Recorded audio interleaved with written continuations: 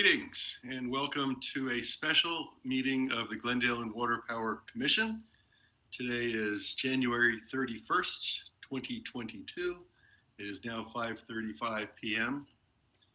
To help slow the transmission of COVID-19 and protect the health and safety of the community, City Council as well as board and commission meetings will continue to be closed to the public for in-person attendance. The public is encouraged to watch and participate from the safety of their homes to practice social distancing.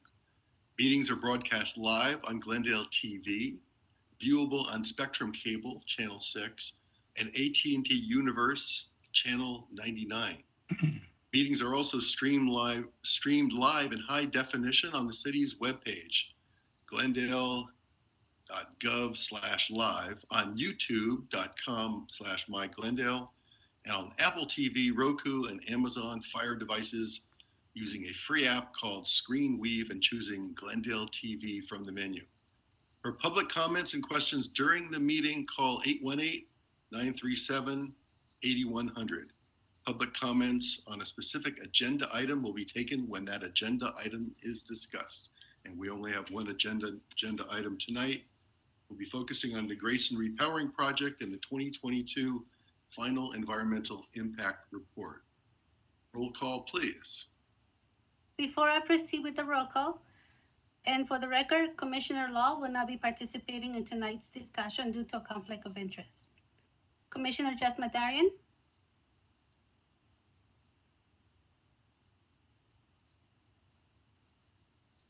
Commissioner Jasmadarian, I think you're on mute.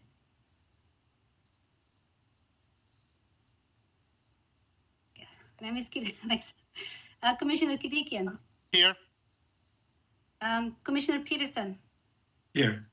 President Flanagan. Here. Commissioner Jasmadarian.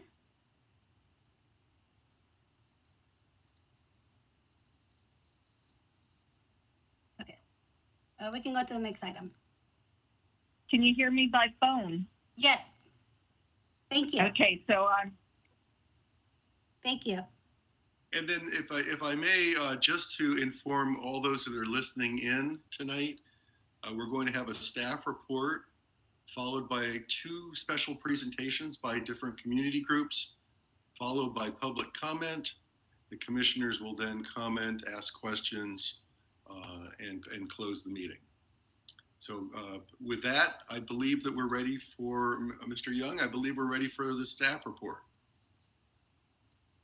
Great. Thank you very much, President Flanagan, members of GWP Commission.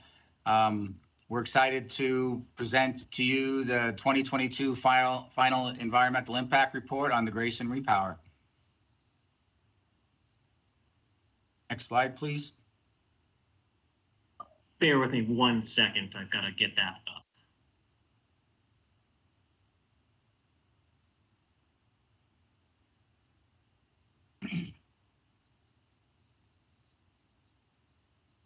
While we're doing that, there's going to be a few different presenters tonight.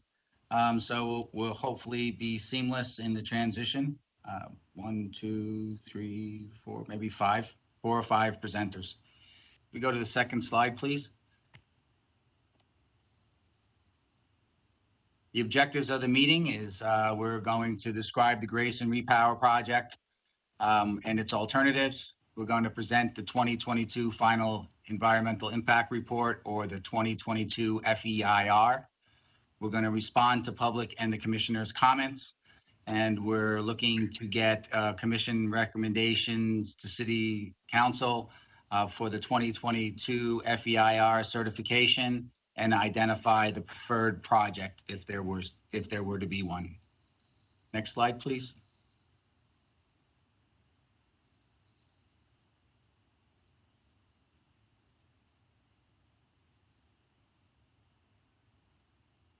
Background of the project: GWP is you can see right here in the picture. That's a picture of the boiler building, number 9 unit, and we're looking to repower an old facility that's dated back from 1941. Next slide, please.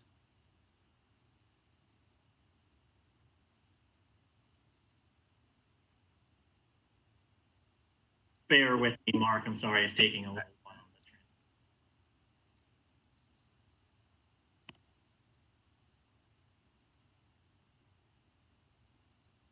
This slide is a common slide. I've shown it a few times, and I don't get tired of bragging about my group and the work that they've done. We're environmental leaders. In 2020, we had the power content label. You can see that Glendale is in green, and year over year, we are the leader, if not one of the leaders. In 2020, we're 64% of our resources or of our load has been covered by clean energy, 40% renewable, 24% carbon free. Next slide, please. We were directed by council at the end of 2018 to conduct a 100% clean study by 2030 report. The findings were that we can get up to 89. Well, let me back up for a second. The premise of the 2030 report was that it had to be established standards. It can't be pie in the sky, and it has to deal with our infrastructure, existing infrastructure. Price was no object. We concluded that 89% of our load could be met with clean energy, and it was achievable by 2030. That will cost anywhere between 25 and 31% rate increase. In order for us to get to 100% clean, there would have to be new technologies, new transmission, long-term storage to be able to shift seasonally, not just on a daily basis, and the maturation of renewable natural gas or green hydrogen. Next slide, please.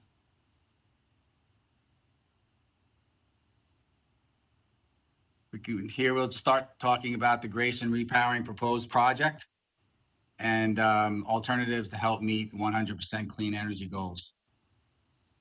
Next slide, please. The project objectives in 2018 final EIR were determined that we were trying to integrate renewable energy. And what does that mean? That means for us to be able to incorporate solar into our portfolio and the intra-hour variances of that asset along with the wind asset. Flexible generation to allow for the variances in loads during the day. The units can move across the operating profile without any degradation of efficiencies. Local RA is extremely valuable, especially given the wildfire mitigation procedures that are commonplace throughout the West, which results in turning off or opening up transmission lines, putting more stress on the portfolio. The old units are much more polluting and less reliable given their age and technology. And the repower will have no effects on rates. The new Wartsila units utilizes radiators for cooling, and those radiators don't use water. So the potable water use in this facility would drastically decrease. Some say to zero, but obviously there's sinks and things like that. So it would be minimal. Next slide, please. The benefits to the customer. We'd be able to use more capacity to serve our load. We enhance the reliability and resiliency on a 24-hour basis, and it will allow us to have dispatchable resources using the Wartsila engines or the other thermal product, but more importantly, the batteries. Reduced air emissions, water use, and no potable processing water, which is good, especially since we're in phase 3 of water conservation. We enhance sustainability with both utility scale solar for alternatives 7 and 8. And we will address the intermittency of renewables utilizing this portfolio approach. All the thermal units that we're proposing, both in proposal alternative 7 and 8, will be 10-minute starts, which is a magic number in the NERC world. It allows us the capability of fast starting to be able to address and meet our requirements for resiliency. And more importantly, this will be a bridge to 100% clean. Next slide, please. So what are we looking at here? These are boiler tubes. So we have boilers 3, 4, and 5. And number 8 unit has what they call a HRSG, which is a heat recovery steam boiler. So that's what you see on the inside of these big buildings. And what you're seeing is massive tube leaks. This is common for us right now. We're seeing these at a normal occurrence. So I thought it would be a good idea for you to be able to see what a tube leak would be. I mean, these are steam tubes. So if they were water tubes, it would be even more catastrophic. See, so the majority of the days we wouldn't even need to use the thermal generation. And one condition is 100 megawatts, and that's something that we must maintain. The N-1-1, it's a term that's been used quite often, but the capacity of that unit, depending on the selection of the alternatives, would be between 48 and 75 megawatts, depending on the path that was taken. And like I said, I believe all these units are anywhere between 45 and 81 years old. So it's time for them to be retired. Let's see. Transition to hydrogen. So transition to hydrogen, we're looking at the potential from being able to use or use hydrogen as the energy source for both alternative 7 and alternative 8. They both have a path to hydrogen. So in the event that green hydrogen materializes, we'll be able to convert these thermal units over to green hydrogen, making them clean. I'd like to turn the presentation over to Mike Weber.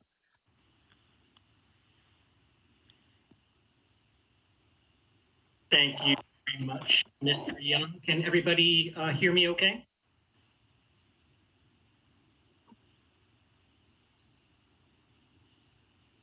Everybody, Mr. President and Commissioners, can you hear me okay? Yes. Yes. Yep. Great. Good evening, Mr. President, Commissioners, other city staff, and members of the public who are joining us tonight. My name is Michael Weber. I am a senior principal with Stantec Consulting Services. I've been part of the city's team evaluating the potential environmental impacts of the Grayson repowering project since approximately 2016. That proposed project, as identified in the 2018 final EIR, consists of 262 megawatts of thermal generation, comprised of 2 combined cycle and 2 simple cycle units, permitted to supply up to approximately 90% of the city's power supply with no outside support. That project does include demolition and removal of the existing boiler building due to space needs. And that project also is compliant with all South Coast Air Quality Management District rules, regulations, and emission limits as well. And you can see a photo simulation of the proposed project on the left there, and that is taken from the intersection of Fairmont and Flower. The 2018 final environmental impact report evaluated 5 alternatives to the proposed project. One was the no project alternative, essentially doing nothing. Alternative 2 was an energy storage project alternative, replacing the existing units 1 through 8 with battery energy storage. Alternative 3 was alternative energy, photovoltaic and or wind power with energy storage and a new transmission line to deliver those resources from outside of the city where they're generated into the city. Alternative 4 was a 150 megawatt project alternative with new transmission line as well. And alternative 5 was a 200 megawatt project alternative with battery energy storage. There were also 2 additional project alternatives that were evaluated in the 2021 partially recirculated draft environmental impact report. Those consisted of alternatives 7 and 8. Alternative 7 was a reduced thermal generation project, approximately 93 to 100 megawatts, with an additional 75 megawatts for 300 megawatt hours of battery energy storage. Alternative 8, similar but refurbishing units 8A, B, and 8C, which would provide approximately 101 megawatts. And that alternative also had 75 megawatts of battery energy storage, equating to 300 megawatt hours as well. Benefits of those two alternatives are a greener and cleaner technology compared to the proposed project, reduced energy production, as well as fuel usage, substantially less overall mass emissions compared to the proposed project and the existing plant emissions as well. Alternative 7 and 8 also are fully compliant with South Coast AQMD rules and regulations and applicable emission limits as well. The images you see on the right are additional photo simulations from the same spot we just looked at, Fairmont and Flower, for the proposed project, and shows you what those alternatives may look like. Alternative 7 on the top and alternative 8 below. This is a general arrangement for alternative 7, where we would have the battery storage elements or components in here and thermal generation here. Just want to draw your attention to this gray shaded box, which represents the existing foundation of the existing boiler building. Similar with alternative 8, the general arrangement, have some battery energy storage here, as well as over here, and the existing units 8, A, B, and C that would be refurbished in this area as well here. I'm going to briefly talk about the 2022 final environmental impact report and some of its key findings. This process has been going on for some years, starting out with the notice of preparation and an initial study towards the end of 2016 and early 2017, which then led to a draft environmental impact report that went out for public review for just over 60 days. That was in late 2017. That final EIR was presented to City Council in about mid-2018.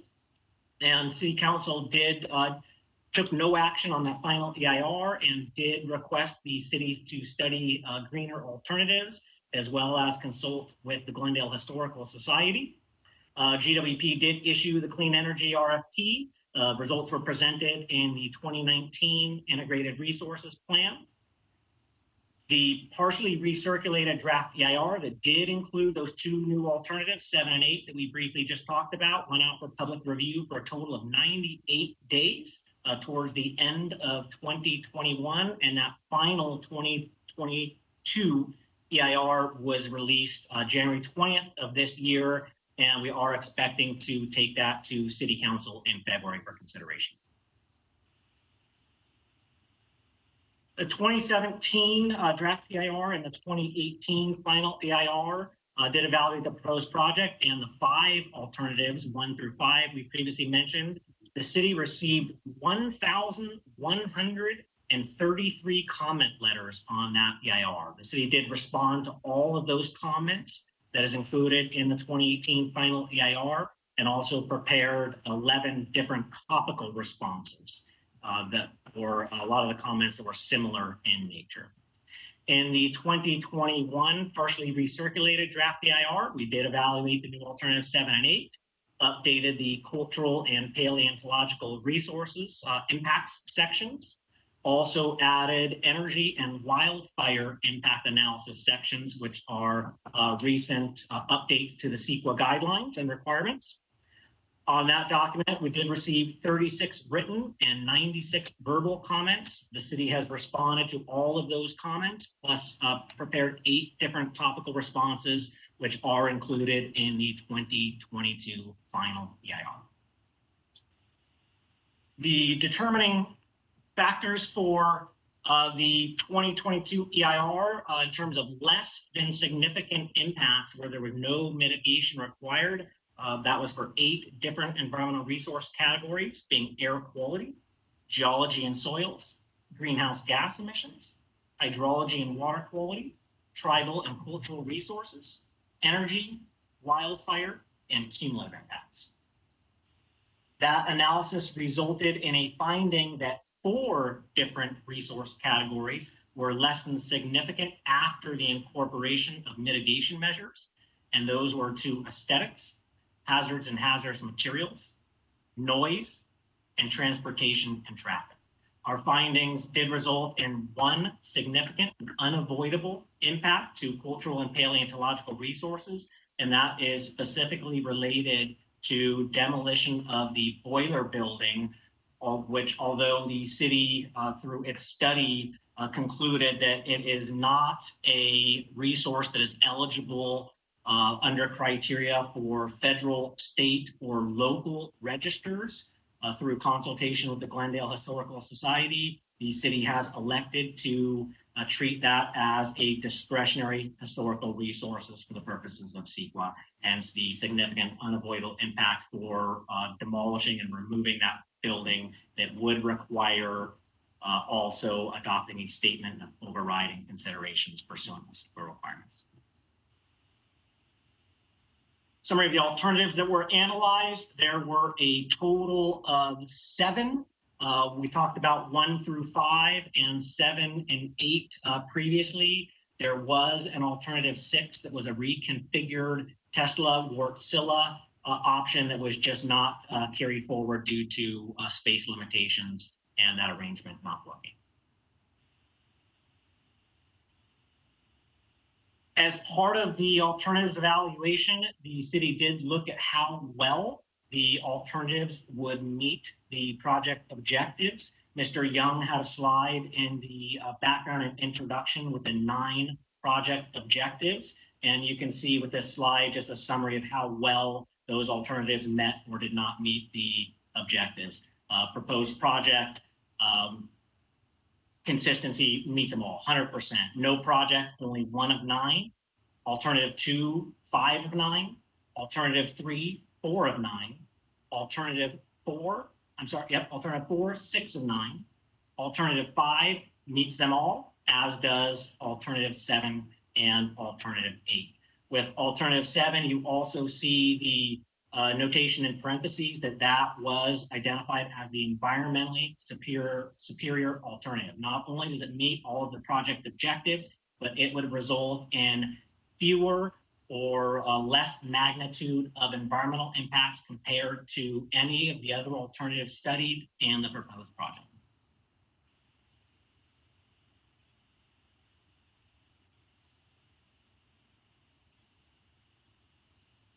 In the 22 final EIR comments responses, most of those focused on the project purpose and objectives, project costs, historical resources, air quality, 100% clean energy path, consideration of alternatives, EIR circulation, and the sufficiency of just alternative 2 to meet the city's power needs. And with that, I'd like to turn it over to Mr. Tadiosian.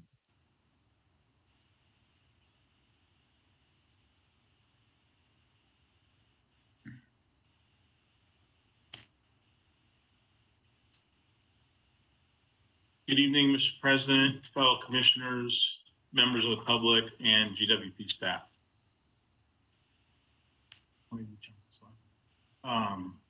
So I'm going to talk about the top 4 responses 1 and 2. And so what's driving the need for Grayson is really about reliability or resiliency. Today's import capacity for GWP is 238 megawatts. 38 comes from Magnolia, the other 200 via transmission. And in 2027, that grows to 310 megawatts with the addition of 72 megawatts from the Southwest transmission system. GWP's historic peak is 346 megawatts. And in the 2019 IRP, that was predicted to grow by 2030 to about 400 megawatts. In GWP's planning, there's 50 megawatts that needs to be developed.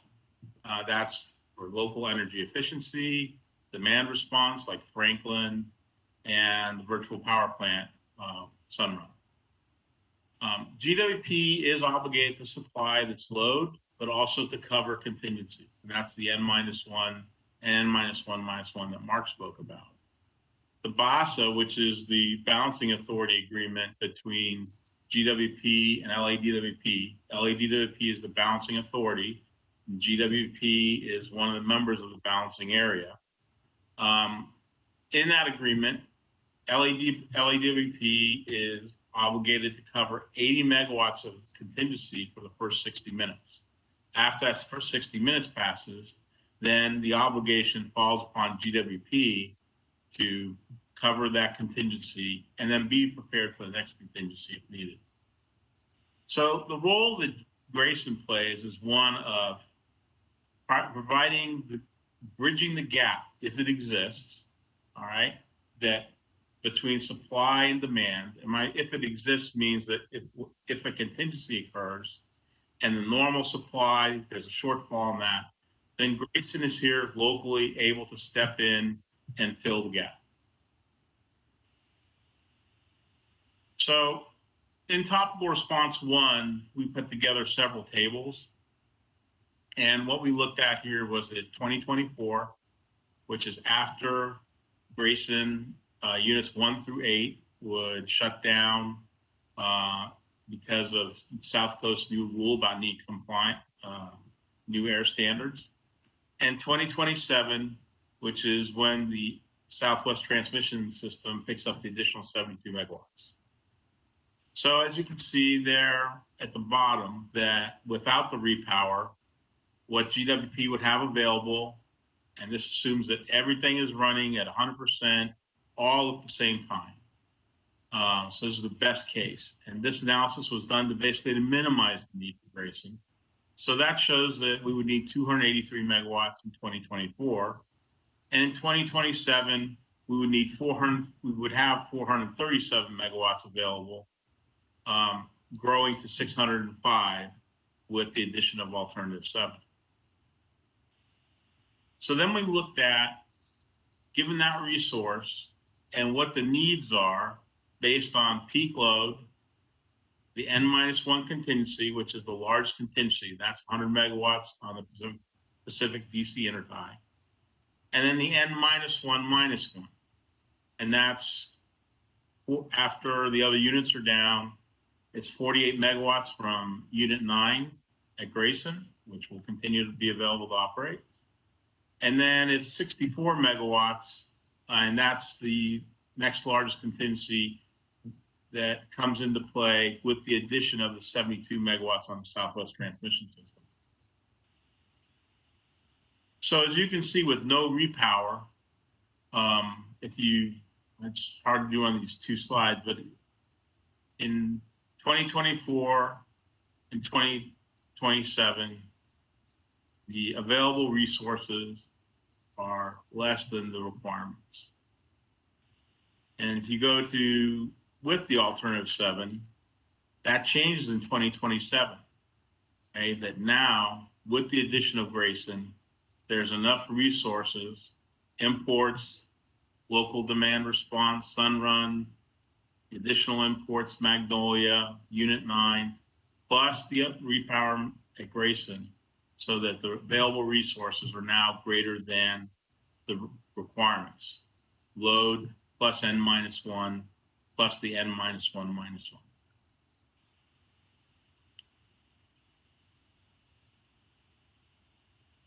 Is transmission something that could be done to help meet the load? So transmission lines, new transmission lines in the LA Basin is a very difficult thing to do. It's an urban environment, and what GWP would really need is transmission that gets out of the LA Basin far to the east. That would require building new transmission through other utilities jurisdictions, through other cities jurisdictions, and permitting a long linear asset like that is a very difficult task. The 72 megawatts that GWP was able to pick up with the Southwest transmission system was a very fortuitous event that occurred only because other members in the Intermountain Power Project decided to withdraw from the repower, and GWP was able to obtain that existing capacity from somebody else. So new transmission building new transmission, adding new capacity is something that is an improbable event and therefore was not one of the alternatives. It's been suggested joining Cal ISO, and the current capacity that would become available for Eagle Rock is like 150 megawatts, which is less than the 200 that is currently comes in. And so that might not be a good approach. Moving on to topical response number 2 and estimated costs for the project. For the proposed project, we had a contract with Siemens to supply the equipment, and we had a firm bid for the engineer, procure, construct the balance of the plan.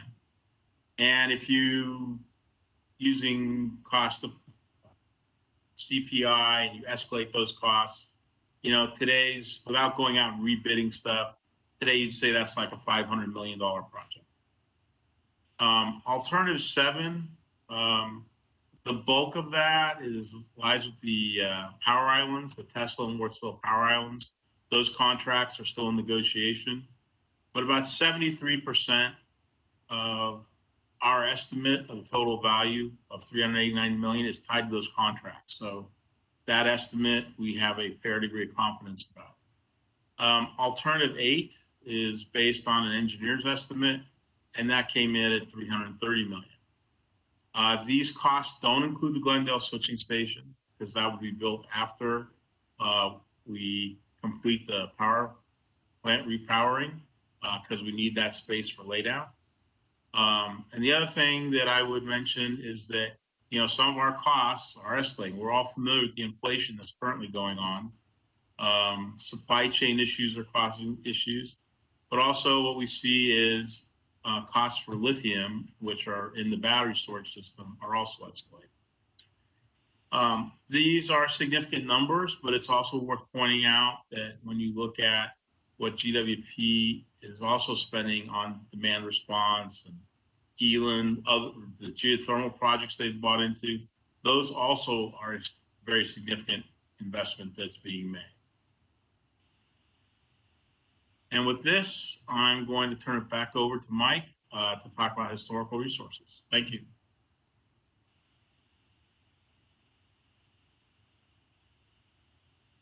Thank you, Dave.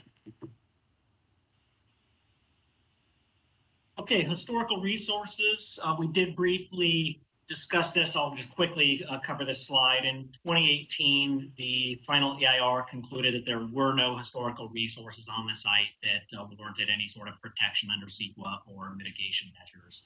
As a result of the new alternatives in the 2021 partially recirculated draft environmental impact report process, city staff and GWP did meet with the Glendale Historical Society, did elect to treat the boiler building as a discretionary historical resource, and did adopt a range of mitigation measures to try to reduce the significance of demolition of the boiler building.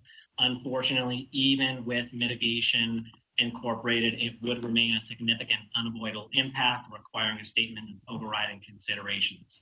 The boiler building would have to be demolished for the proposed project, and most of the other alternatives, including alternative 7 and 8, removal of the building would not be required for alternative 1, the no project alternative, and alternative 3, the alternative energy project. But as you may recall, in the alternatives objectives consistency slide that we had, neither alternative 1 or 3 does very well in meeting the project objectives.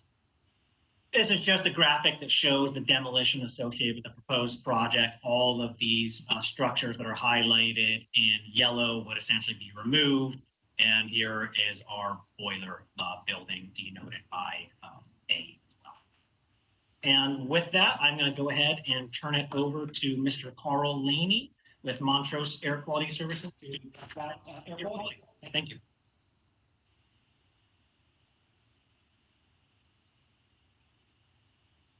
Good evening, President Flanagan and members of the commission. We'll talk a little bit. I'm Carl Laney with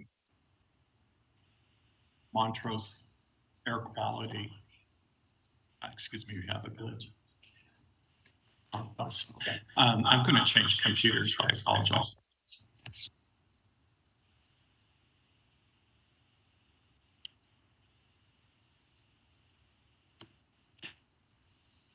I apologize for that. I'm Carl Laney with Montrose Environmental Solutions. Our company has done the air quality analysis for the proposed project as well as for alternatives, alternative 8, and we also supported alternative 7. On this particular slide, we compare the proposed project and its two key alternatives to number one, the 2019 and 2020 actual operations. And that's how we normally look at CEQA. But we also, because alternative 7 and 8, and because this is an existing facility, we also identified allowable fuel consumption, allowable NOx emissions, and allowable CO2 equivalent emissions from the facility as it sits today. If you take a look at this, you'll see that the proposed project is indeed an increase over both 2019 and 2020 operations. Carl, could you please get closer to the speaker a little bit? Sure. Thank you for reminding me. Yes. Is this better? Yes, thank you. Thank you. When we compare alternative 7 and 8 to permit levels today, you'll see that these projects represent a significant retrenchment, if you will, or retraction of the facility as it sits today, basically scaling it down to meet future needs.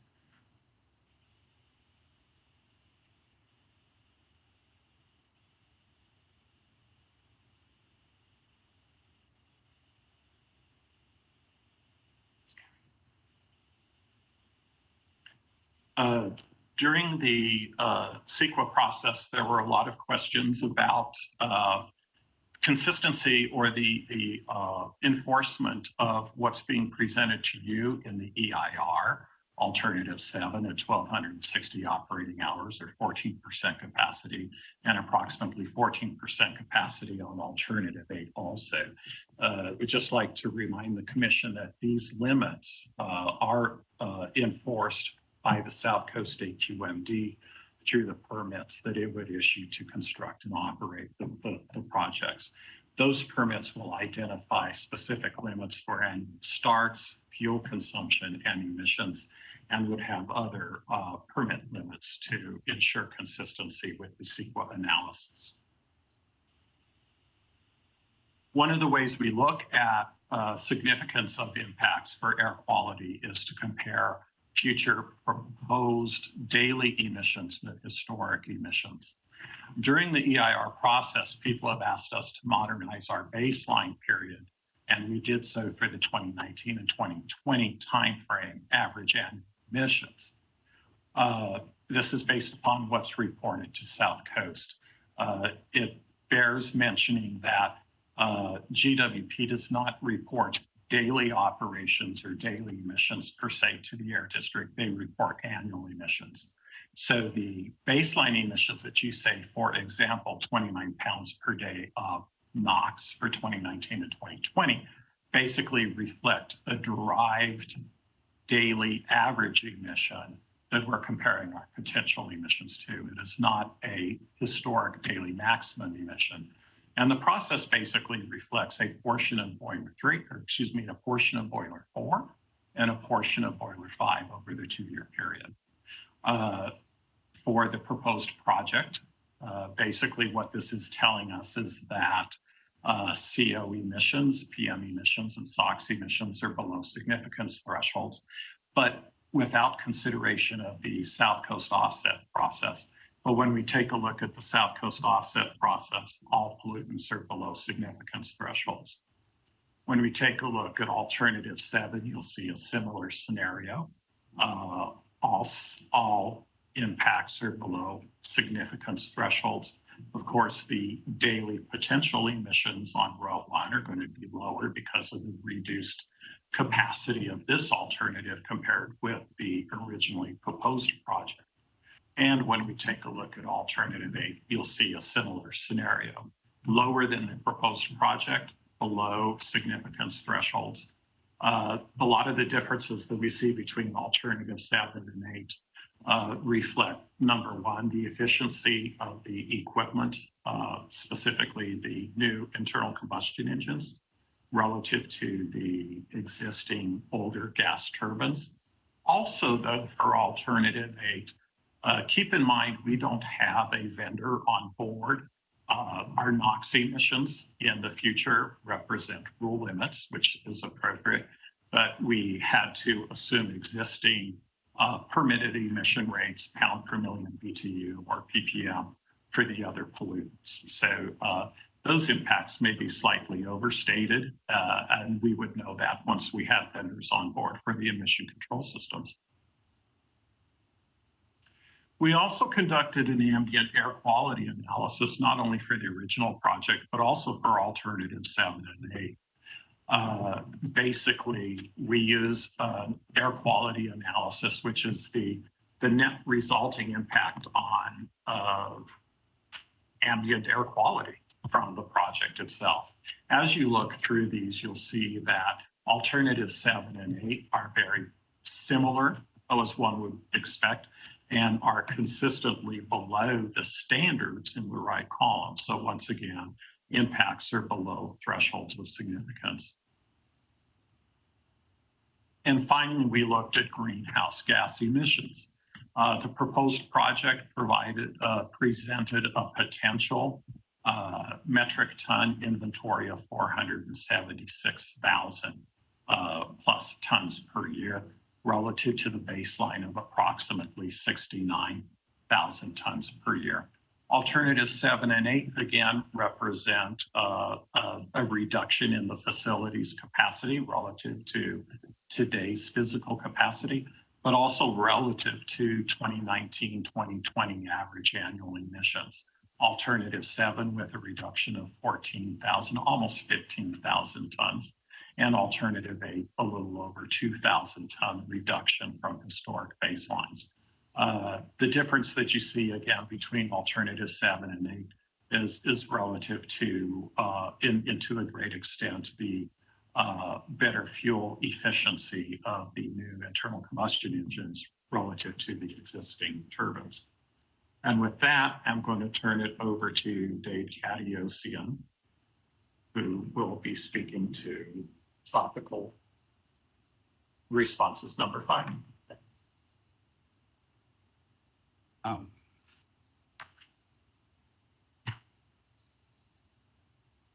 Thank you, Carl.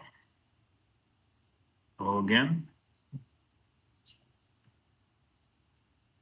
So GWP has actually been involved in the clean energy business for about 20 years through a series of solar incentives, energy efficiency programs, and other activities, education as well. So to get to 100% clean, there was a clean energy study that was done that showed that Mark talked about getting 89%.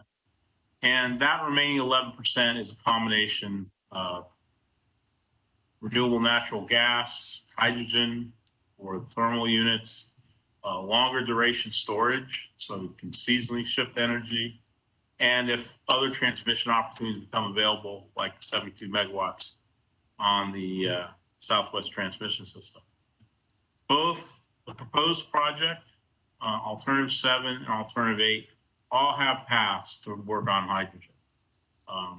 So that when hydrogen becomes available at the Grayson site, that conversion can become.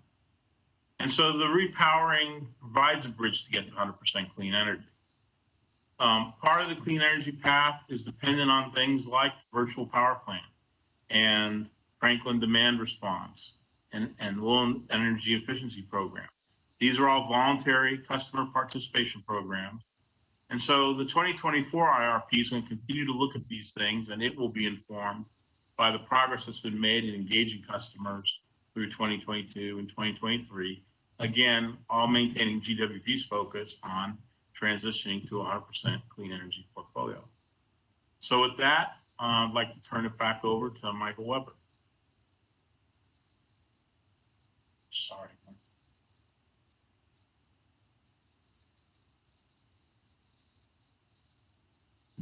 All right, so.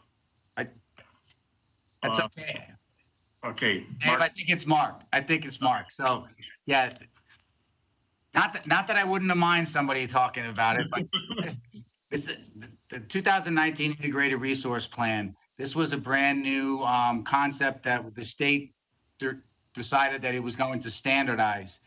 For the longest time, utilities were creating integrated resource plans and there was no consistency. So the state decided that it was going to standardize it and require certain periodicity on creating these integrated resource plans. First integrated resource plan that followed this process was in 2018.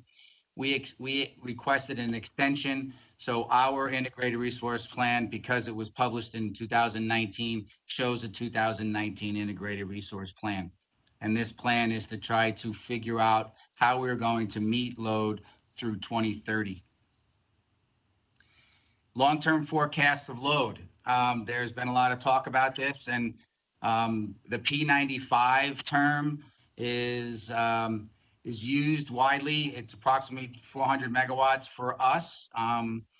This is an industry standard process on how to do load forecasting. It's predicated on what they call the loss of load expectation, or the LOE.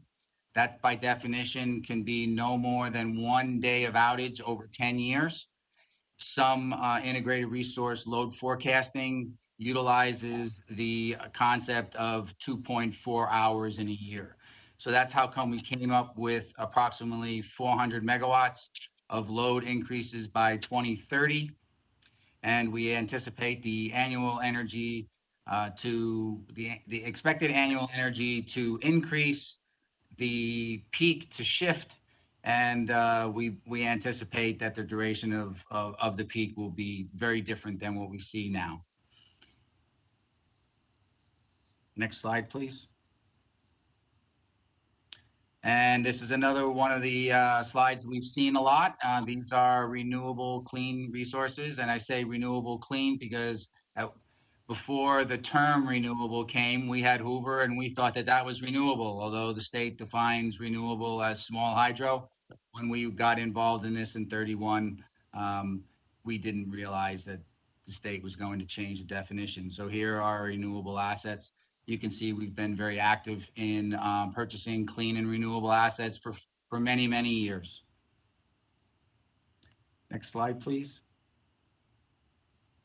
So right now we anticipate having approximately 6 megawatts of geothermal from Nevada, 11 from Palo Verde Nuclear, 39 megawatts from wind from the Midwest and North, about 40 megawatts at the best case scenario of hydro from Hoover Dam and a small hydro facility that we have running the river with. That's 40 megawatts, but we haven't seen 40 megawatts from there in a while. Need levels are extremely down, but these are best case scenarios. And then we have a 50 megawatt portfolio with at least 75 megawatts of that 50 megawatts to be clean. That's how we come up with the 146. That's best case scenario.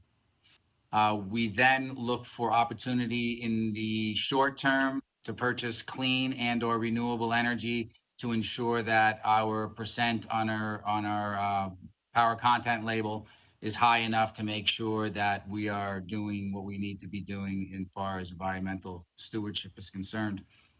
We're looking at approximately, over the years, we have about 20 megawatts of rooftop solar local. We're looking at being able to put at least that amount on local city, on city-owned properties with batteries. And we've had a demand response and energy efficiency program for a while, and we're engaging with Wildan and Franklin to further that expectation. Next slide, please. Some allocations that Glendale's received, Smart Energy Provider and RP3. These are things that municipals get recognized by their peers with. We're very proud to get these awards. I think it's an achievement to get it. Less than 7% of the utilities get these awards. Next slide, please.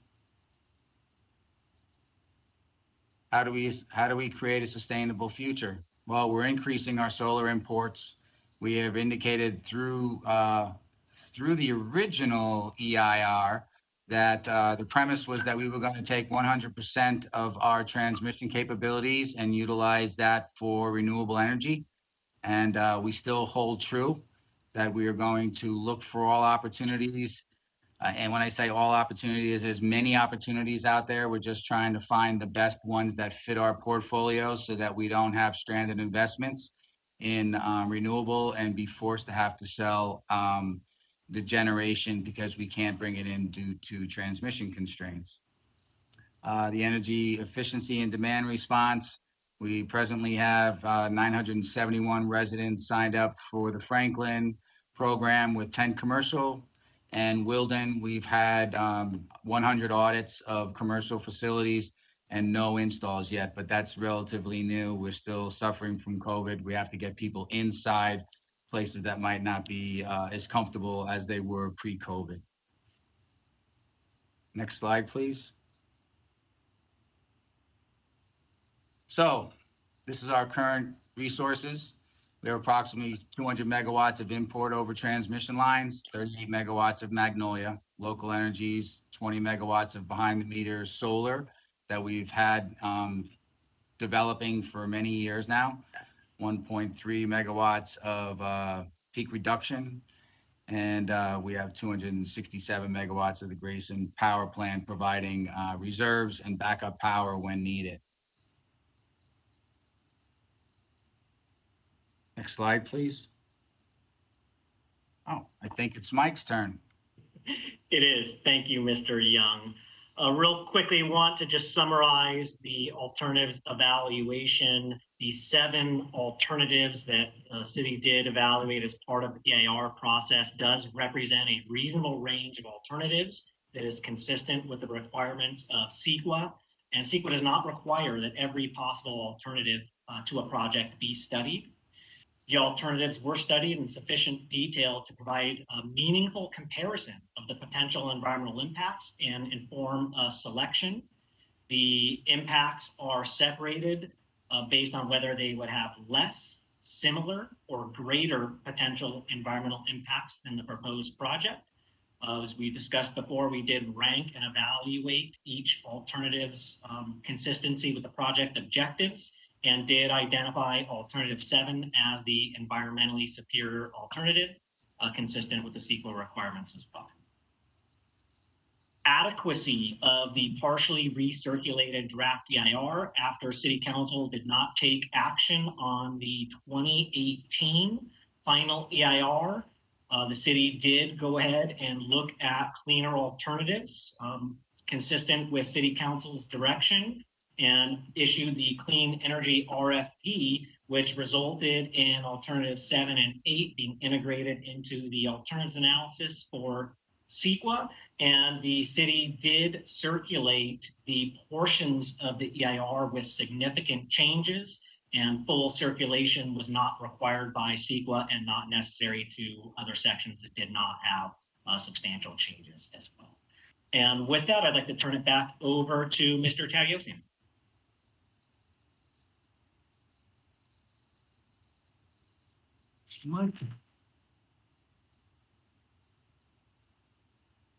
So topical response number 8 was to address alternative number 2, which was a all energy storage option. If you recall back to when I talked about topical response number 1 and the need for Grayson, I talked about how we did the evaluation, basically lining up all the resources so they're all at 100%, all producing their maximum, all at the same time. In topical response number 8, we took an alternative approach, which was and in topical 1, what that did was that minimized the need for Grayson. In topical response number 8, what we did was an hourly evaluation for 4 days, hour by hour, of what the demand was going to be and how much power was going to be, energy was going to be available from each of the resources that were also considered in topical number 1.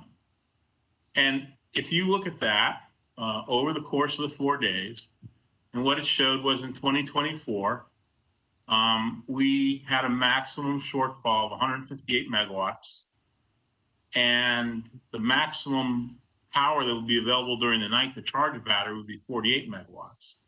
And you would need a minimum of about 4,000 megawatt hours of energy storage. Doing that hour by hour energy analysis, looking at factoring in how the PV, how the demand response was expected to work, all that did was to minimize the need for the energy storage. In 2027, we pick up the 72 megawatts from the Southwest Transmission System, and the peak demand doesn't change very much, but you can see the impact on the amount of energy storage that's needed. And because there's more energy coming into the Southwest Transmission System 24/7, not only does the energy storage go down, but the available nighttime charging power goes up. So when you look at energy storage for Grayson, for GWP, there's really a number of constraints that we have to deal with. Space and siting, where we're going to put it. The fact that we cannot charge enough each night to cover the next day's load during the summer means that we need a seasonal shift in energy.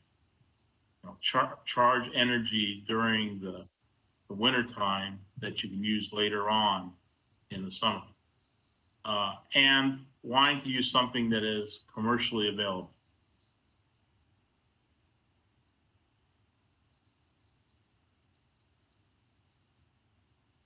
Going backwards.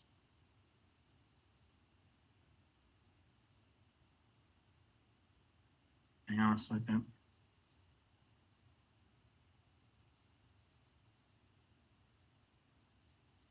All right.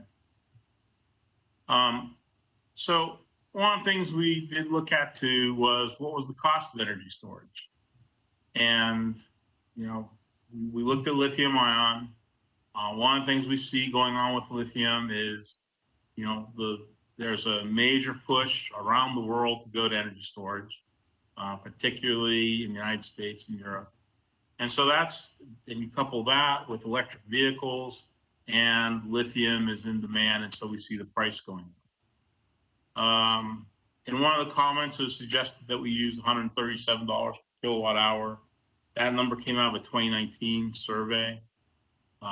We looked at the Lazard 2020 study, which was more current, and that had a range of 183 to 412.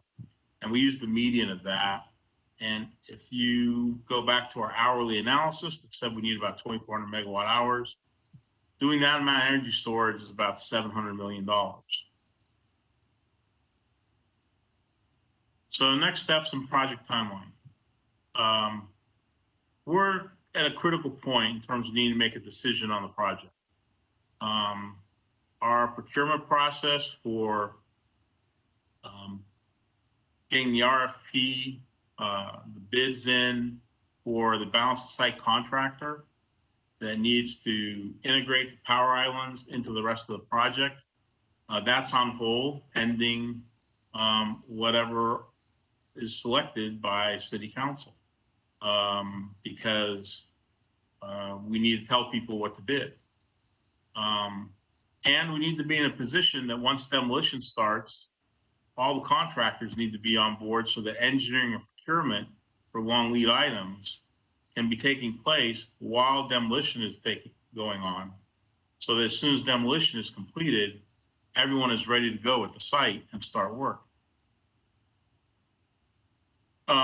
November 22nd, Grayson needs to operate this summer for summer reliability. And so that ties up the Grayson site through October. And so November 22nd is a target date for starting the Unit 9 separation work. Whether we're doing Alternative 7, the proposed project, or Alternative 8, that impacts what the Unit 9 separation work looks like. And then lastly, at the end of this year, we need to file, GWP needs to file with South Coast as to what's going to happen with Units 1 to 8.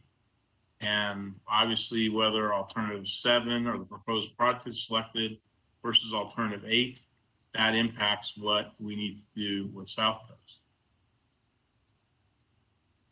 So what are the consequences of no decision? Aside from the schedule impacts that I talked about, if no decision was made, then what happens at the end of 23, because we tell South Coast at the end of 2022 what we're going to do with units 1 through 8. No decision basically means that the units will get shut down.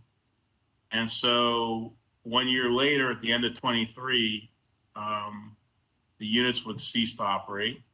There'd be no energy storage because the energy storage component, which is needed because that's what provides the spinning reserve component going forward. That doesn't happen. And if you go back and you look at topical response number 1, and you look at what the projected loads are with the requirements to cover the N-1 and N-1-1 contingency reserves, without Grayson, there isn't enough megawatts to cover all that. And what's left in terms of the city for local generation is Unit 9, Shoal Canyon, which is to be built, and what local demand response, energy efficiency, and virtual power plant. And all that adds up to about 100 megawatts for a city that has a load of, 300 plus megawatts on peak, and an average load of over 100 megawatts. So there's a potential impact to reliability. And obviously that also leads to increased marketing price uncertainty because you need to buy what you can buy. In terms of schedule, we're having this meeting tonight. The Glendale Sustainability Commission meeting is Thursday night. The City Council meeting is currently scheduled for February 8th. Summer 2022, Grayson would operate to ensure reliability. And then November 2022, excuse me. That's when work would start to separate Unit 9. That work would finish in February. In March, demolition starts. That's estimated to be a 14-month process. Engineering and long lead procurement is going on in that time. And then in May of 24, construction starts. First quarter 25, the Tesla battery system becomes operable. And then at the end of the year, the thermal generation is on. So that concludes our presentation for tonight. And at this point, we're open for questions. Thank you.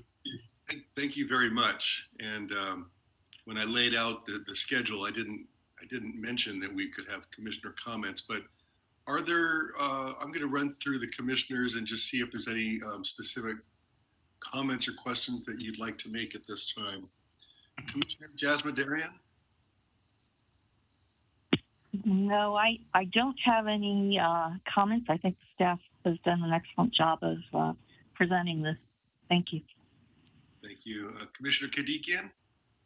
I do have, thank you again for the excellent presentation to staff. This is a process that has been going on for a while. I've been involved in it with a long time, since its inception, almost in 2018. I do have a couple of questions with regards to, all right, so let me start. Let's go with the peak load growth, which is 400 plus at this point. The last time in approximately, it was somewhere around 350, but now we're anticipating around 400. If you could please elaborate and expand on why the shift is, I'm assuming it's from transportation, EV use and such, but if you can please expand on that, and how did you calculate the 400 other than the P95 method? Yes, Commissioner Kadikian, this is Mark Young. You are absolutely right. The move we anticipated in the 2018 Integrated Resource Plan concept, the state of California mandated there was going to be 3 million cars on the road, electric vehicles. By the time we got done with our 2018, hence 2019 Integrated Resource Plan, the governor changed that number from 3 million to 5 million. We used the California Energy Commission's formula. They had a formula to determine how many electric vehicles would be in Glendale. So we used that in the high level, in the medium level to be able to determine that load growth. Now, would you say the 400 megawatt is of peak load increase to 400 megawatt? Is that a conservative estimate or aggressive estimate, or do you think it'll be even more as EVs gets adopted much more? That's a good question, sir. This was before Governor Newsom mandated that there was no more combustion cars after 2035. So again, that's probably getting out of our scope, 2035. But we're actually conservative. Los Angeles and their LA 100, their peak now was 6,500. They're anticipating a peak near 13,000. I don't think our peak is going to double, but I think that our peak would go to 400 plus. So I'm thinking, even though we've had load decay over the last couple of years due to COVID and energy efficiencies, I think that that's going to turn around as the economy starts to turn around and people start buying electric vehicles.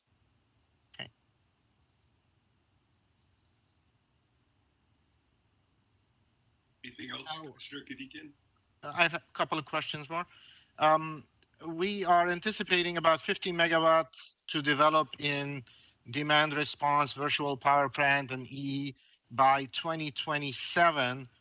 How much confidence do we have that we're going to be able to reach that?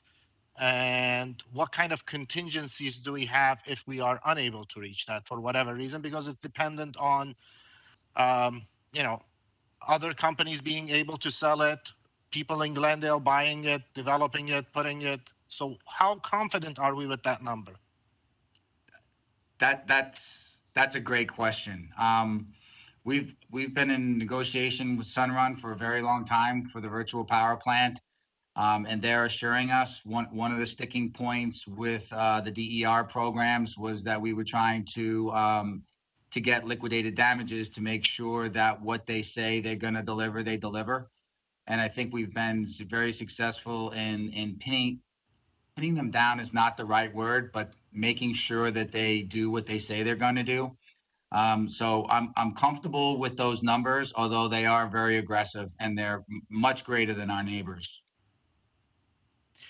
Now, we purchased, we were lucky enough to get transmission right of 72 megawatts by 2027 by participating in the IPP. Is that correct? Yes, sir. And now, the participation in that IPP, what kind of energy are we buying from IPP to get that 72 megawatt of transmission? So it's a three-prong approach. So when you buy a certain share of IPP, you're able to participate in a certain share of the Southern Transmission System. That Southern Transmission System output was directly linked to another Los Angeles transmission contract that we have. So by increasing our share of the Intermountain Power Project, that increased our share of the STS, which forced Los Angeles's transmission agreement to actually increase. That being said, we are looking at a natural gas generating unit up at IPP. It's 840 megawatts. And when that unit comes online in 2025, 30% will be hydrogen capable. And at 2045, with the expectation of something faster, we'll be able to convert that unit to 100% green hydrogen.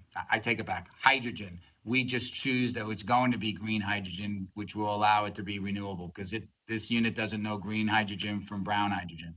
But that transmission, we're able to bring other resources on that line because that line is in excess of our IPP rights. So we're able to do that, but then again, the problem is most of your renewable assets up there are going to be used to convert to hydrogen stored in the salt caverns there to be used as energy source for IPP.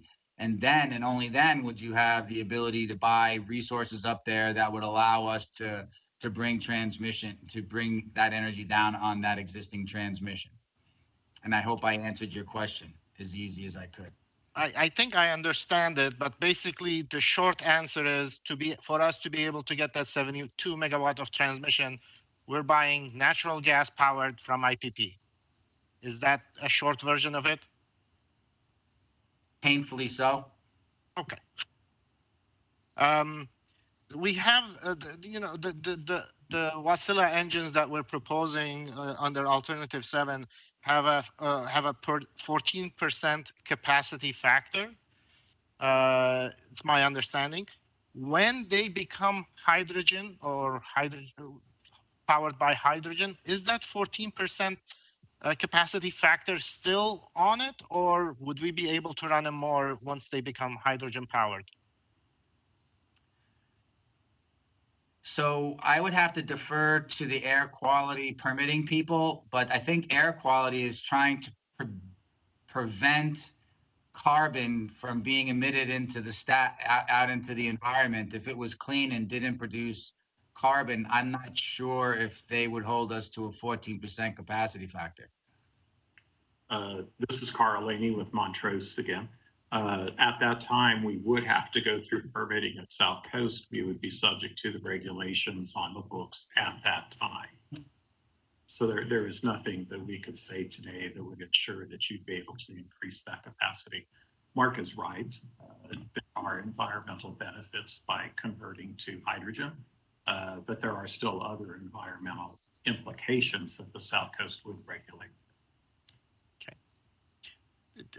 Mark, I think, or one of the speakers indicated that currently we have about 971 Franklin installs.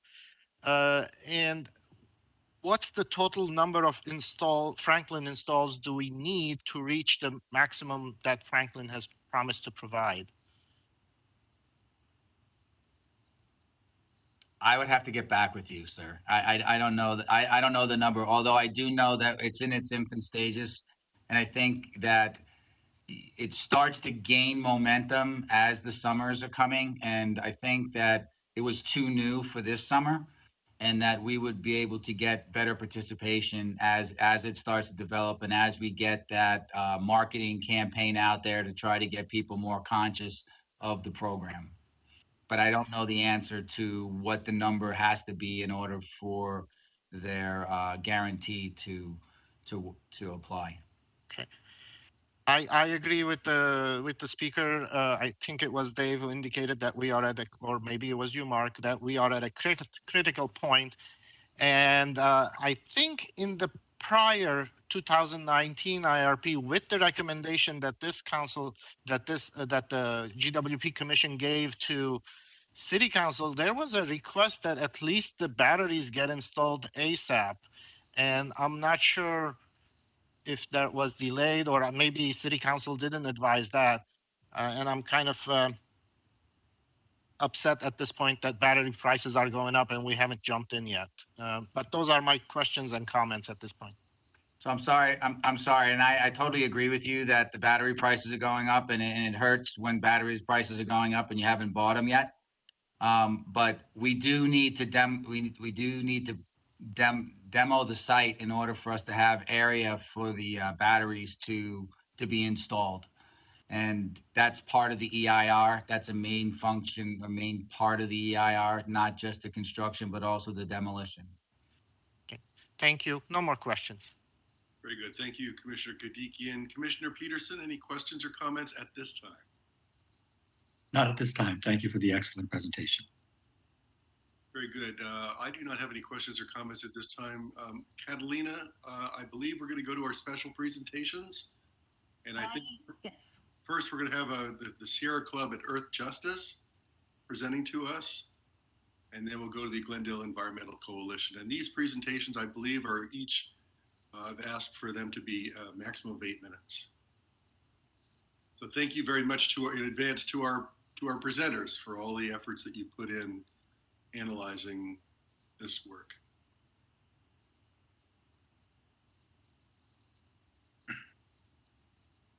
Thank you so much. Can you all hear me okay? Yes. Yes. Yes. Great. Thank you.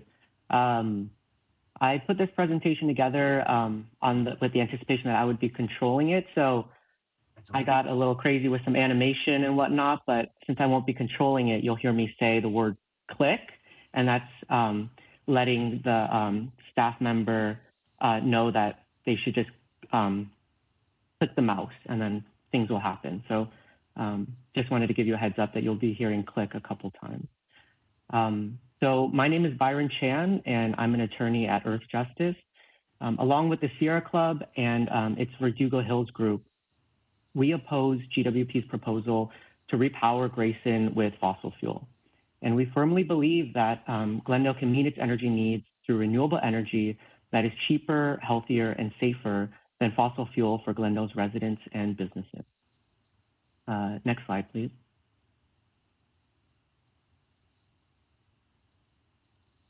Right, so I want to start with what I believe is the fundamental question before this commission. And that question is, how will Glendale meet the energy needs of the city with reliable and cost-effective power? And I want to start by telling you how much we appreciate where GWP has come from. And it's really come from its initial argument that it needed to repower Grayson with 262 megawatts of fossil fuel. And for me, that's really a testament to the city council and also the leadership of the GWP Commission in 2018 to take the time and ask GWP to pursue clean energy options. And in response to that leadership, GWP issued a clean energy RFP, a request for proposal that led to the inclusion of 50 megawatts of clean energy in the current proposal. So GWP has really moved in the right direction, but we still firmly believe that there are more opportunities for the utility to move away from fossil fuel. Now, returning to this question, I want to focus on three parts. So I want to focus first on Glendale's energy need, second on reliability, and third on cost effectiveness. Next slide, please. So the starting point to understand Glendale's energy options is to understand the city's energy needs. Click. So according to the environmental impact report, and as you heard, Glendale's all-time peak load is 346 megawatts, and that was recorded in 2017. Now, Glendale can't just meet its peak load. We understand that. It must have extra energy for those just-in-case situations. And that extra energy is Glendale's reserve obligation. And the size of Glendale's reserve obligation is really important here because it determines Glendale's energy options. Click. Now, GWP says that Glendale's reserve obligation is N-1 And the N-1 here equates to roughly 148 megawatts of energy. And based on that reserve obligation, GWP finds that there are not enough clean energy options available, and repowering Grayson with fossil fuel is necessary. But Glendale is not subject to an N-1 reserve obligation. Click. Instead, Glendale is subject to a reserve obligation of 80 megawatts that comes from its energy agreement with the Los Angeles Department of Water and Power. And I think looking to Burbank here is helpful because Burbank has the same energy agreement as Glendale does with Los Angeles. And if you look at Burbank's integrated resource plan, you will not find the word N-1. Instead, you'll find Burbank saying that its reserve obligation is 80 megawatts based on its agreement with Los Angeles. Click, please. And here is that language from the IRP. It says Burbank and Water Power's reserve obligations were determined during and through negotiation of the agreement with Los Angeles as 40 megawatts of spinning capacity and 40 megawatts of supplemental capacity for a total of 80 megawatts of reserve capacity. Now, I understand that Burbank and Glendale are not identical, but I think that there are important similarities that make this analogy relevant. So first, Burbank's all-time peak load is 322 megawatts, which is really similar to Glendale's all-time peak load. Second, Burbank and Glendale are part of the same energy system managed by Los Angeles. And third, both rely on largely the same transition lines to bring energy into their system. So those are key constraints that GWP cites And those are also constraints that Burbank Water and Power is dealing with. Next slide, please. So just to provide context from another neighboring city, Pasadena, they do not have an energy agreement with Los Angeles. Instead, Pasadena is part of a statewide energy system. But under that system, Pasadena's reserve obligation is 15% of its peak load. Click, please. If we applied that 15% obligation to Glendale, click, please. Glendale's reserve obligation would be 52 megawatts. So this is significantly lower than the 148 megawatts that GWP is planning for, which represents a reserve margin of over 43% of Glendale's peak load. So while GW claims that it's obligated to maintain reserves of N-1-1, it's an obligation according to GWP, GWP acknowledges on pages 163 and 182 of the final environmental impact report that it will not meet N-1-1, even with the installation of fossil fuel at Grayson. And here's the language from the report that I'm citing to. Can you click, please? So the environmental impact report says that neither alternative 7 nor alternative 8 would provide a local generation source that is sufficient to meet resource adequacy requirements for the N-1 contingency before the additional planned 72 megawatts of additional transports become available in 2027. So what this means is that from 2025, when the fossil fuel units come online, until 2027, when GWP acquires an additional 72 megawatts of transmission imports, GWP will not have enough energy to meet N-1.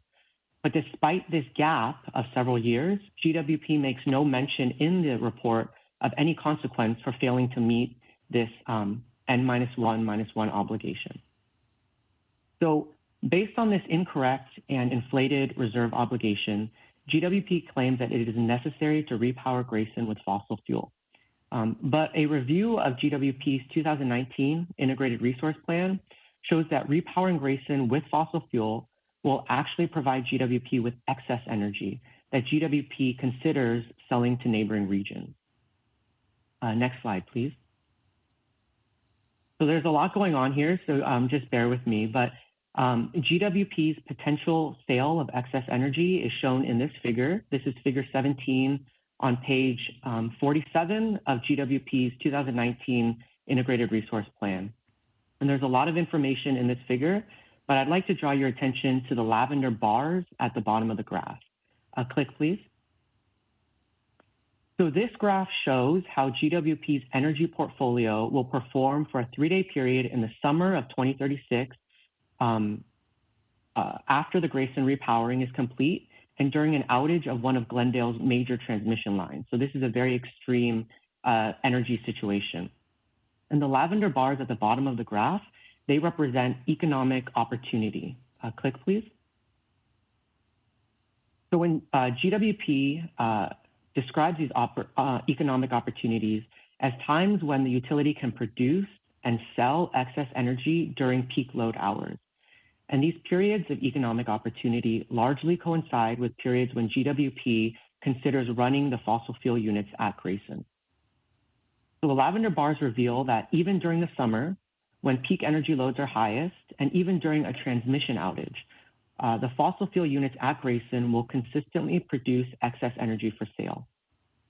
What's also striking is that these results are based on GWP running the fossil fuel units at Grayson only at 14% capacity. So ultimately, this graph shows that repowering Grayson with fossil fuel far exceeds the city's energy need and can actually make Glendale an exporter of fossil fuel energy. Next slide, please. So even if this commission decides that Glendale should have reserves of over 43%, GWP acknowledges in the environmental impact report that it only needs 50 megawatts of additional energy to reach that 43% reserve level. And I want to share another chart with you from page 243 of the final environmental impact report that shows how GWP's proposal meets Glendale's energy needs. Click, please. Now, again, there's a lot of information here, but I just want to focus your attention on one box. Click, please. So in this box, GWP asks whether it can meet N-1-1 with a shutdown of units 1 through 8 at Grayson and without installing any new fossil fuel. The final figure here, click please. The final figure here, it shows that even under those circumstances, again, with the shutdown of units 1 through 8 at Grayson and no new fossil fuel, GWP only needs 50 megawatts of energy to meet N-1-1. The N-1-1 here is the 562 megawatts of energy, and GWP, as you can see from the figure, has 512 megawatts of energy. So there's a gap of 50 megawatts. Now, there are a variety of clean energy options to provide Glendale with 50 megawatts of energy, of clean energy. So for example, GWP procured 50 megawatts of clean energy through its 2019 or 2018 clean energy request for proposals. And now before moving on to reliability, I want to emphasize that GWP prepared this environmental impact report under the requirements of the California Environmental Quality Act. And that act requires GWP to present accurate and complete information about the repowering of Grayson so that decision makers like you all and the public can fully understand the proposed project. Under the California Environmental Quality Act, GWP's reliance on this incorrect and oversized reserve obligation is unlawful. Next slide, please.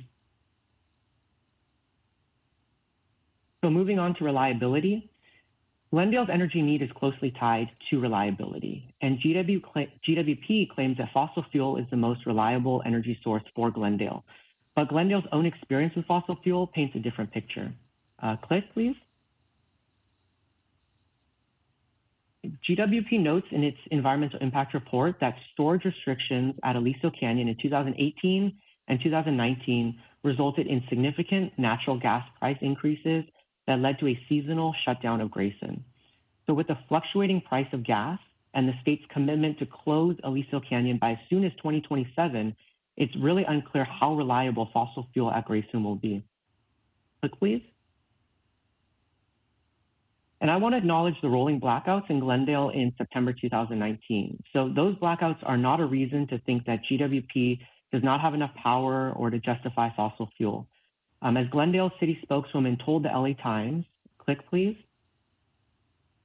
the outages were not related to the utility's power supply. So GWP confirmed that the blackouts were not a transmission or generation issue in its update to this commission on August 2nd, 2021. So instead, the outage was caused by a damaged transformer. So it wasn't an issue of Glendale not having enough power. It was an issue of a damaged transformer that GWP is already planning to address by adding a new switching station. Next slide, please. So finally, turning to cost, GWP says that repowering Grayson with fossil fuels will cost over $200 million. And this cost is significant for many reasons, but I want to focus on 3 reasons in particular. So first, click please. It's important to remember that GWP is spending over $200 million on fossil fuel technology. And in 2022, by definition, fossil fuel technology is not state of the art. So even if GWP installs new fossil fuel units at Grayson, the units are already an outdated way of producing power. Click please. Second is GWP has admitted that it will need to invest in new transmission by 2045 to meet California's 100% clean energy requirement. So this is regardless of the Grayson repowering. So this is a cost that Glendale cannot avoid. So if Glendale decides to invest $200 million in fossil fuel now, it will simply have $200 million less to invest in transmission by 2045. Click, please. And finally, California's 100% clean energy requirement means that GWP will not be able to run the fossil fuel units at Grayson past 2045. And as far as green hydrogen goes, the environmental impact report admits that green hydrogen is in its early stages of development and that the fossil fuel units that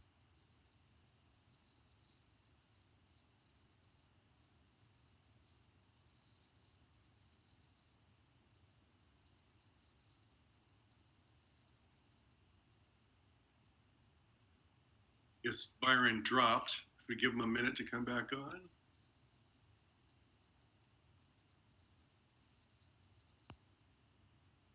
Hey, Byron, you're back. We see your image now. Okay, sorry about that. So I was talking about hydrogen? Did I finish my point about that? Yes, we heard. Well, you started your point about hydrogen. Okay, I'll just end it by saying that the environmental impact report, it admits that green hydrogen is in its early stages and that fossil fuel units that are being proposed cannot run on hydrogen alone. So this means that the fossil fuel units at Grayson will become stranded assets. Next slide, please. So I want to end my presentation by returning to the fundamental question we started with. How will Glendale meet the energy needs of the city with reliable and cost-effective power? And as I hope I've shown, repowering Grayson with fossil fuel units achieves none of these objectives while contributing to poor air quality in Glendale, adding to the climate crisis, and saddling residents with an unnecessary fossil fuel power plant. Next slide, please. So thank you so much for your time, and that's the end of my presentation. Thank you very much, Byron. We appreciate it.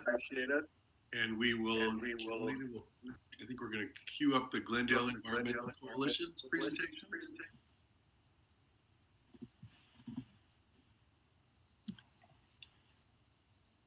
And while you're doing that, Catalina, do we have any numbers on the public? we have 10 callers. Say that again. We have 10 people. Okay, thank you. All right, then let's proceed with our Kate, Environmental Coalition. Thank you. Hi there, and thank you so much for the opportunity to present. We really appreciate it. And we would like to thank GWP for the work that they've done already to begin transitioning our utility away from fossil fuels and to clean energy. We recognize these are successes that we want to applaud and build on. So this presentation focuses on the need for the project. Topical response number 1 in the final EIR addressed this question along with the response to Councilmember Brotman from December 15th. We do have concerns about the environmental analysis too, but we're focused most of all on whether Glendale needs this full project or should instead go full steam ahead with clean energy. So our presentation is focused on what we consider to be the preferred project alternative. And I'll turn it over to Monica. Thank you, Kate, and thank you for having us to the commission. Let me start by making clear that our ultimate goal is to see Glendale transition to 100% renewable by 2035 in the most direct path possible, that minimizes investment in fossil fuels and that maintains system reliability. Why by 2035? That is what the emergency demands. Our message is simple. When it comes to gas equipment, only buy what you need to buy so that you can invest the rest in local clean energy that will benefit us for the long term. This is also the best bottom line for ratepayers. An efficient use of energy resources without overbuilding large capital projects means lower costs. In sum, 93 megawatts of new gas equipment is much more than we need. Slide, please. Actually, Catalina, 2 slides.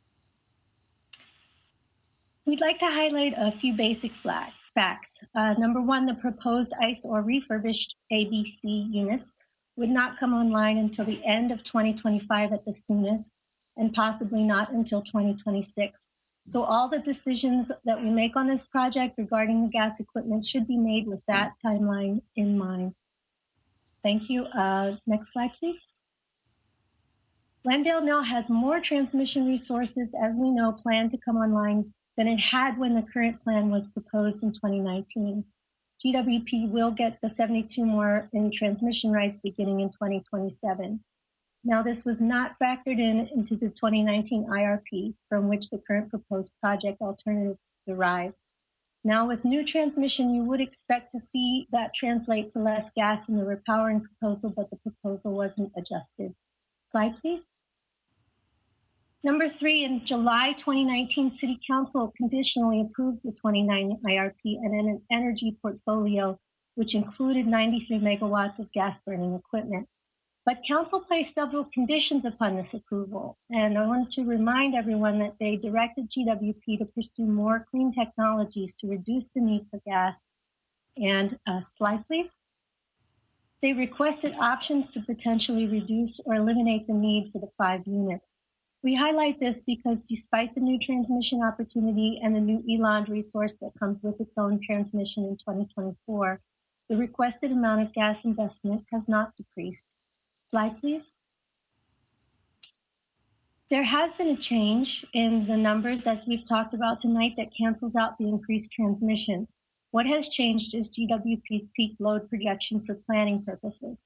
We saw this in the December 15th response to Councilmember Brotman, which uses a new, much higher peak forecast than the 2019 IRP for planning purposes. There's a rather dramatic increase of 51 megawatts. This is crucial to highlight as all of GWP's peak plus contingency comparisons depend on this number. And this did include EV growth. Slide, please.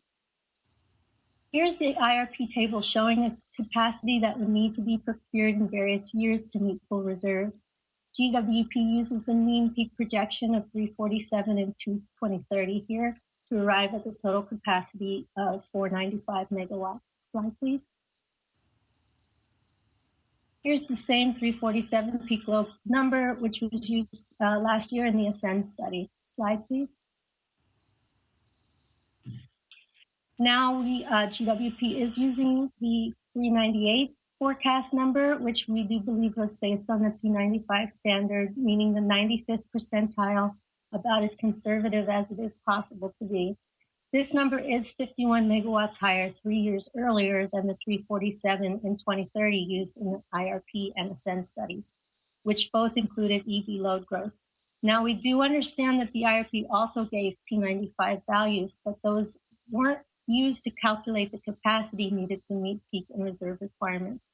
GWP's new approach of using this higher peak number to make plans for how much gas equipment Glendale should buy means a much higher amount of capacity needed. Next slide, please. If we overestimate the peak demand forecast, then we will build more capacity than is needed, and the city will pay for more equipment than is needed, and this could lead to higher costs for ratepayers. Slide, please. This slide shows how which peak load calculation GWP chooses to use affects the bottom line. Slide, please. We put together a spreadsheet to show how the resources add up and meet our peak demand and reserve standards. Using the IRP peak forecast, we more than meet peak demand and are short only 6.75 megawatts to meet full reserves in 2027. This is without any additional clean energy resources or efforts to reduce demand. Slide, please. Finding 7 megawatts by 2027 is a small hill to climb, and this slide shows us more than getting there. And of course, we understand the need for firm reserves, such as long duration storage and the solar that is needed to fill it. Here we have inserted just 2 ideas, a 25 megawatt commercial solar and storage program, and 10 megawatts of additional city-sited solar paired with storage for both resiliency and capacity.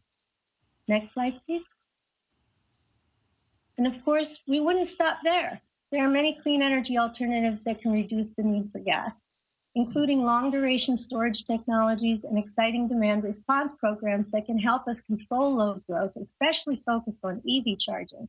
We can do this, and we will be poised to manage both the increase in EVs due to Governor Newsom's recent directive phasing out the sale of gas-powered cars in 2035 and the slow growth of building electrification in the late 2020s.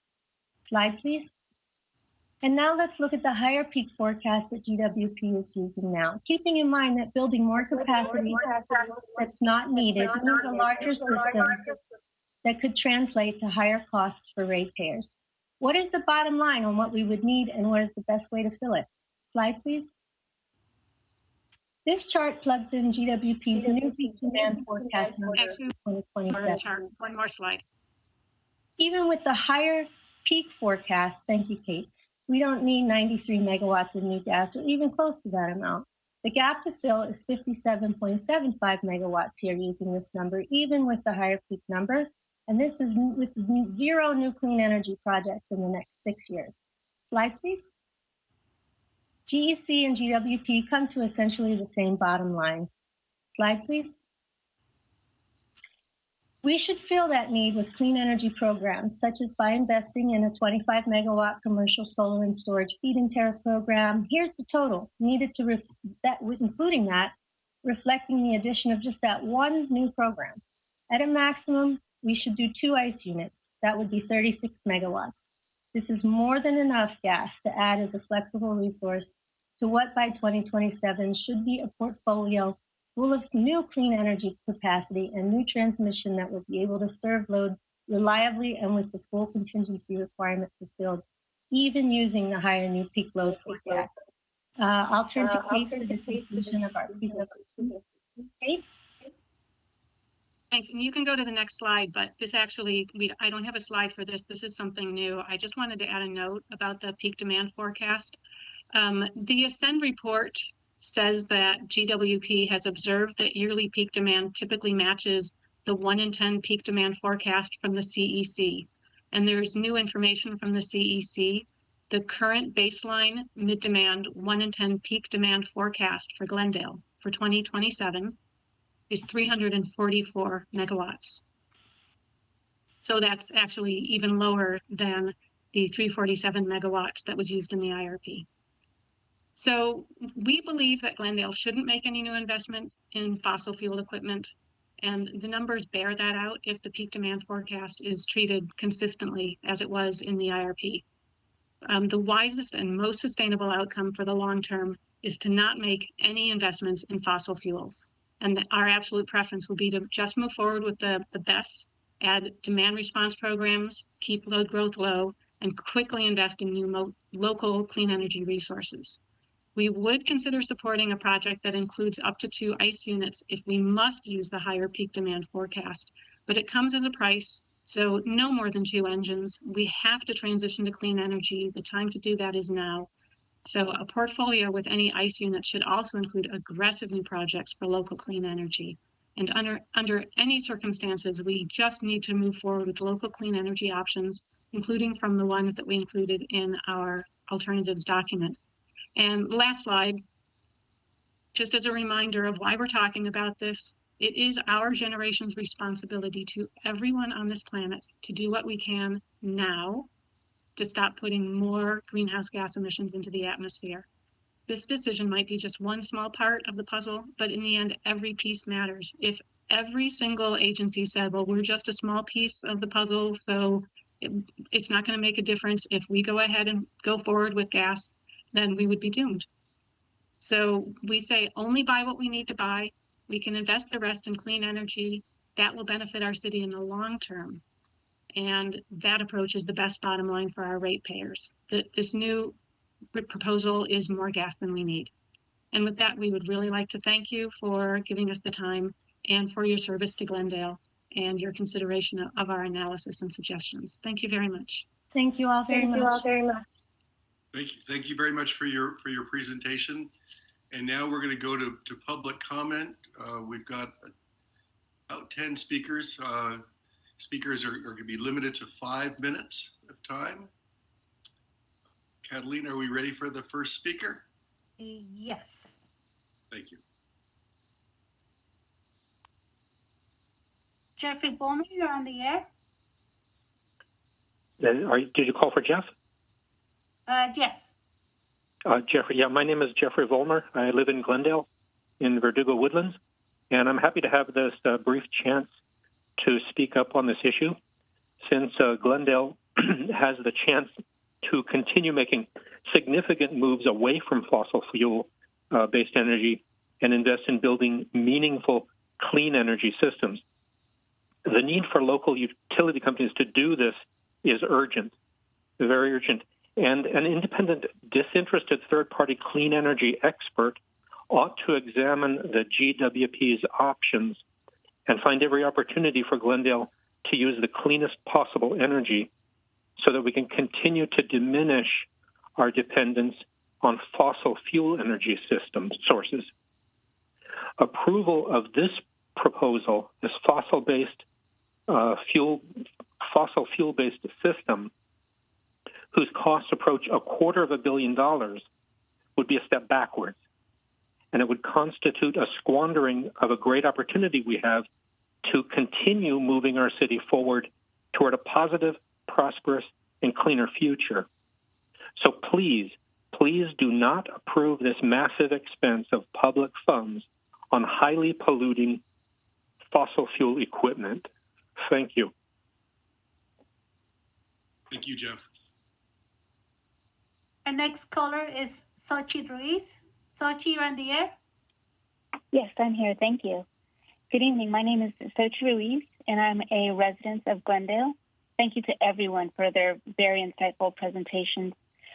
Regarding the Grayson Repowering Project, I don't believe this project has enough local clean energy generation and storage. We could install larger batteries at distribution points around the city to collect energy generated from more solar panels. We could maximize solar and storage. This will pollute less, it will have lower marginal cost over the long term, and it means we are doing our part in Glendale to address the climate crisis by minimizing as much as possible any need for fossil fuels. Please tell the City Council to reject the Grayson gas-burning alternatives, and please insist on more clean energy. Thank you. Thank you. Our next caller is Martin Marufo.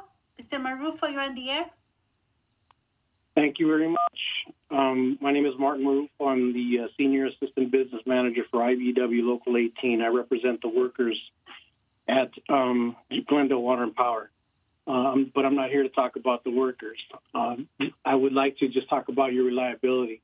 If you don't go forward with option 7 or 8, you're going to be depending on external generation for the foreseeable future. The great bulk of your renewables are going to have to be transmitted from out of state on a system that feeds the Los Angeles basin and has its own reliability issues. If you don't build your own internal generation systems adequately, you'll not be able to generate your own electricity in your greatest time of need. This has been proven out. There's not adequate space or footprint to support your own renewables unless they are hydrogen natural gas technology that is being developed. If you don't act quickly, you're going to lose the ability to generate what you have on your nameplate. There's going to be an economic impact. Without your own secure infrastructure, that you'll suffer at the hands of external generation and transmission to support your base load. That means that the prices you pay at peak times will be peak prices. We've already seen what's happening with our environment and real global warming. We understand that. But when we need the external generation, all the other cities are also going to need the external generation. As far as being environmentally conscious, although when they are in use, batteries are absolutely the best storage that can be used. But when they are environmentally devastating before the use, when they harvest lithium ion, when they go out there and get this cobalt and all these other metals out of the ground, it is devastating to the environment. It doesn't go in the air, but it pollutes everything around it. And they're potentially catastrophic when they're not maintained properly or if there's an accident. These things burn until the fuel is gone. The fumes that come out of this, the only option for this is they can't put the fire out. They have to evacuate 1.25 miles around the area so that nobody gets killed. I'm not exaggerating. Look at the videos. Look at YouTube. When they're already expended, they are devastating as well. It takes, for 10 years use, when you're done with them, they don't recycle this. They chop it up and put it in a hole. And that's what they do with it. There's no way to reuse this stuff. The batteries are devastating. I believe you get a higher reduction on emissions with a conversion of internal combustion vehicles to electric. But you need to maintain your generation at GWP. The energy at the power plant is more regulated, runs cleaner, and is contained within a single entity. Along with that, you get to maintain your power system. Think of the conversion of all these cars burning gasoline and diesel to electricity. But then you have to consider the draw on your electrical system and what it's going to take to maintain that. Hydrogen generation with the gas supplement is going to be the best alternative we have at this time for this period of time. The development of new technology is one of our greatest hopes, but the infrastructure and the footprint for real sufficiency is not there for the city of Glendale without new technology. You are on a landlocked island, and you don't have the assets you need. You also have to work on demand response and energy efficiency. And I know you're all working on that, but there's no way to get to 100% without that. I sat on the LA 100. I know what I'm talking about. I've talked to engineers. The system cannot support renewables without sufficient technology change, and we're not going to be there for 20 years. Thank you very much. Thank you for your comments. Our next caller is Andrew Ellis. Mr. Ellis, you're on the air. Thank you, President Flanagan and Commission members. My name is Andrew Ellis, and I'm a 30-year resident in the Citrus Grove neighborhood. I don't feel that there's enough clean energy options in GWP's old plan from 2019, which is basically the same plan that you're reviewing today. And I'm asking this commission to tell the City Council that GWP can and must install more clean energy and storage options. And I'm asking the commission to tell the City Council that GWP should be directed to make local clean energy a priority immediately so that we can see not only the current planned projects like the virtual power plant come online, but a lot of these new exciting projects that can come online before 2026. Thank you so much for the opportunity to allow me to make these comments. Thank you for your comments. Our next caller is Cole Basemore. Mr. Basemore, you're on the air. And commissioners and staff, my name is Cole Basemore. I'm a resident of Citrus Grove in Glendale. I'm calling today to urge the commission to request more local clean energy and storage options, please, for the Grayson repowering project.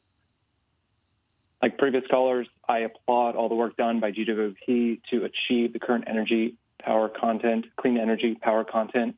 However, the work cannot stop there. Glendale should continue leading the way by accelerating the adoption of clean energy and not investing in new fossil gas infrastructure. We need options like battery storage, so more solar, the virtual power plant, and more demand response. This is an urgent request. The time for action is now. Thank you so much. Thank you. Our next caller is Glenn Webb. Mr. Webb, you're on the air. The work cannot stop there. Glendale should continue leading the way by accelerating the adoption of clean energy. Mr. Webb? Yes. You're in the air. Go ahead. Hello? Yes? Yes? You're on the air. Am I next up? Yes, you are. Okay. Go ahead, Glenn. Go ahead. We're listening to you. Hello, thank you. And my name is Glenn Webb. I am chief scientist for... Hello? Hello? Yes, we can hear you. Hello? We can hear you. Can you hear me? Yes. Okay, okay, I guess that there is a delay.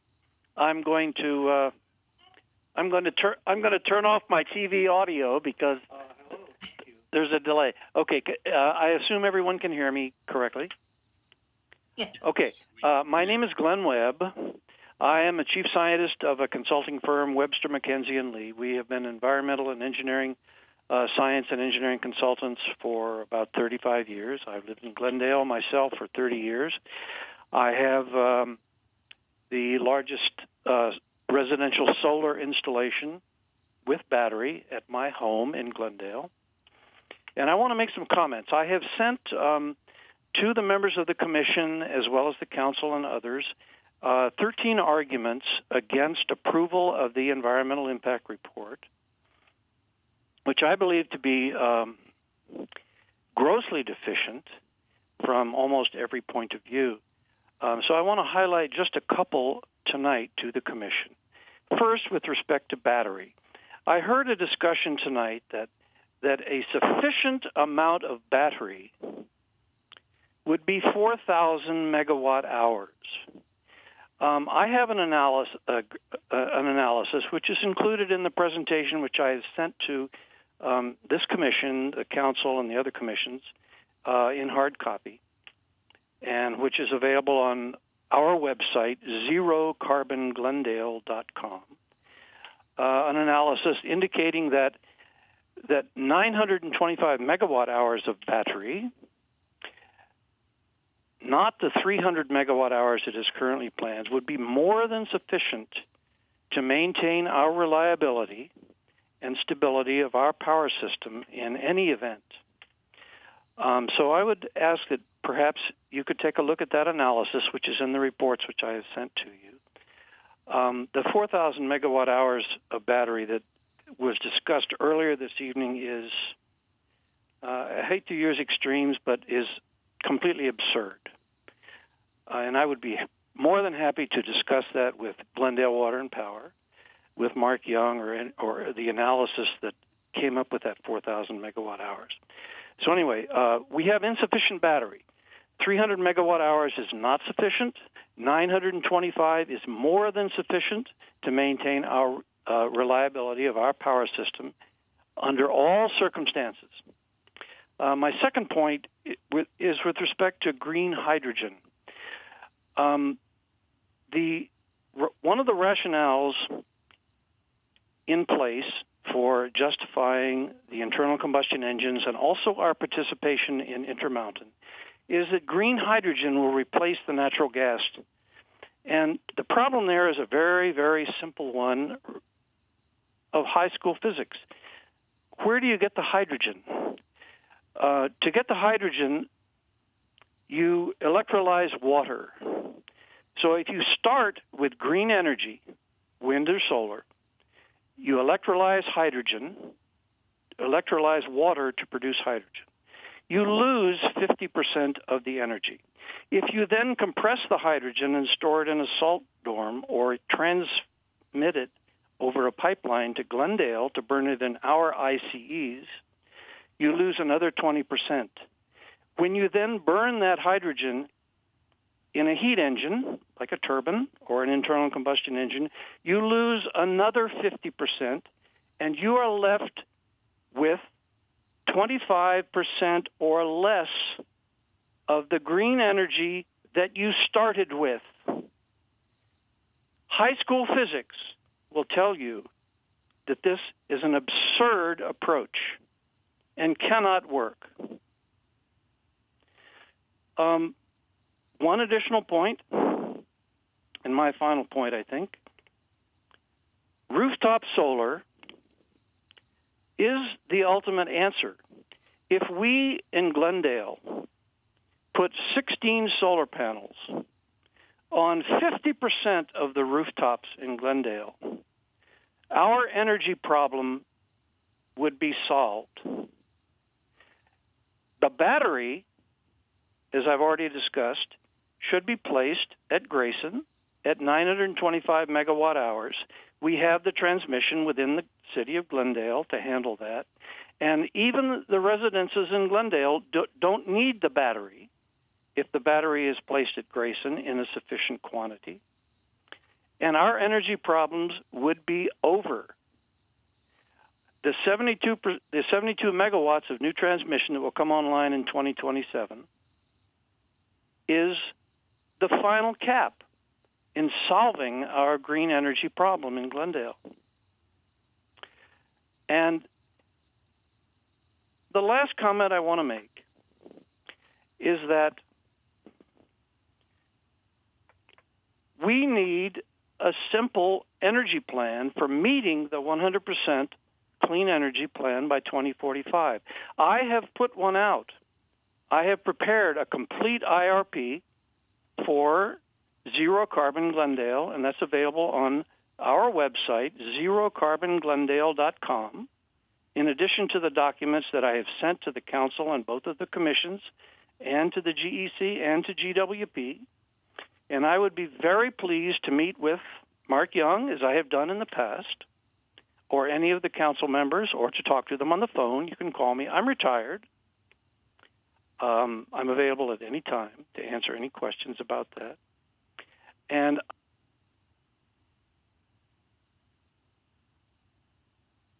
I think we lost Mr. Webb. I think he made his last point. He said that was his last point. So our next caller is Patrick Demon. Patrick, you're on the air.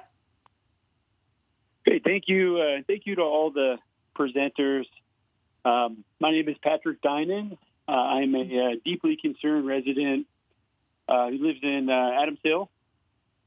And I just wanted to say that it's really unacceptable to be proposing anything that isn't 100% renewable clean energy. The cost of solar and battery storage has dropped over 80% the past 2 decades. And that's only going to continue to exponentially improve. Exponential technology is very deceptive. And, the past year, battery costs may have gone up, but that's due to supply chain disruptions caused by the pandemic. So 1 year does not make a trend. But the bloated, unnecessary proposal before you is just the wrong approach. California used to be a leader in combating climate change, and we need to be setting an example here in Glendale. So thank you, and I appreciate everybody's time today. Thank you, Patrick. Our next caller is Vicky Kaplan. Ms. Kaplan, you're in the air. Hi, good evening, everybody. Thank you to the Commission for the opportunity to speak. It feels very valuable to be able to address you as a member of the community. My name is Vicky Kaplan. I live in the Ross Moines neighborhood. I previously lived in Adams Hill. Very happy Glendale resident, and again, really appreciate the opportunity to be part of this community and to speak up. Like many speakers tonight, I recognize that the time for proposing major fossil fuel projects as backup energy, as primary or backup energy, should be well over by now. We're actually well past the time to be doing this. We all know that we have a climate crisis that is very obvious. I have a 3-year-old daughter. When the air quality in the last 2 years has been so bad because of the wildfires all across the state, it's unhealthy for my small child to breathe the air outside. It's on all of our responsibilities here in Glendale, across the state, across the country, across the whole world, to not look the other way or say it's somebody else's responsibility or we can't do enough. We have the opportunity right now, really, to actually be leaders and to set a positive example and bring the rest of the state and the country and the world along with us so that we're not going this alone. We need to phase out fossil fuels. We need to absolutely maximize local clean energy for Glendale. I really appreciate the work of the commission, the community members, the DWP staff, the council for looking at this issue for several years. And now is the time to add much more solar, more storage. It's definitely possible. We've heard and seen those presentations. Much more can be done with demand response. Our utility, this utility, GWP, must orient itself around clean energy first and foremost. There are cleaner and more affordable ways for all of us to meet our energy needs. I hope and I urge the commission to go back to City Council, to tell City Council to ask for more local clean energy solutions. And today is my 39th birthday, and I appreciate the opportunity to spend it with all of you. This feels that important to me for my future, for my children's future, for all of our futures. Thank you so much for the opportunity. Well, thank you and happy birthday. Next speaker. Our next speaker is Joanna Pringle. Ms. Pringle, you're on the air. Hi, this is Joanna Pringle. Glendale has been my home and my family's home for 37 years now. GWP's proposal is an extremely expensive solution for GWP's extremely conservative reserve requirement. It's a lot of money for equipment that supposedly won't be used very much. Bottom line, we should not be investing in pollution as a backup solution. A lot more clean energy is possible if fully explored, and that should be the priority. Let's not be the last city in California to add a gas plant and just suffer the health and climate consequences of the added pollution. Surely we can draw the line on gas power now and repower with safe, clean energy. Please give that message to City Council. And thank you so much for serving on this commission. Thank you for your comments. Our next caller is Jackie Echo. Ms. Echo, you're on the air. Hi. So, as many of you know, air pollution levels have been terribly high, especially the past several months, despite no major wildfires or heat waves being present. Even today, as an asthmatic, I could not even open my windows nor go for a walk. By the way, I live in Citrus Grove, California, in Glendale. Today, added to countless days of disappointment, frustration, and disgust with our air. Indeed, the worst air in the country, and we've got a big country. A recent article in the LA Times entitled, "That Brown Hazy Air is Bad for Your Kids," points out that the current high particulate matter in our air causes inflammation and impairs the body's ability to fight infection. Talk about bad timing, right, with COVID-19. Our existing pollution can trigger strokes, asthma attacks, heart attacks, and are a cause of premature death. Clearly, we cannot even consider adding more pollution to our air.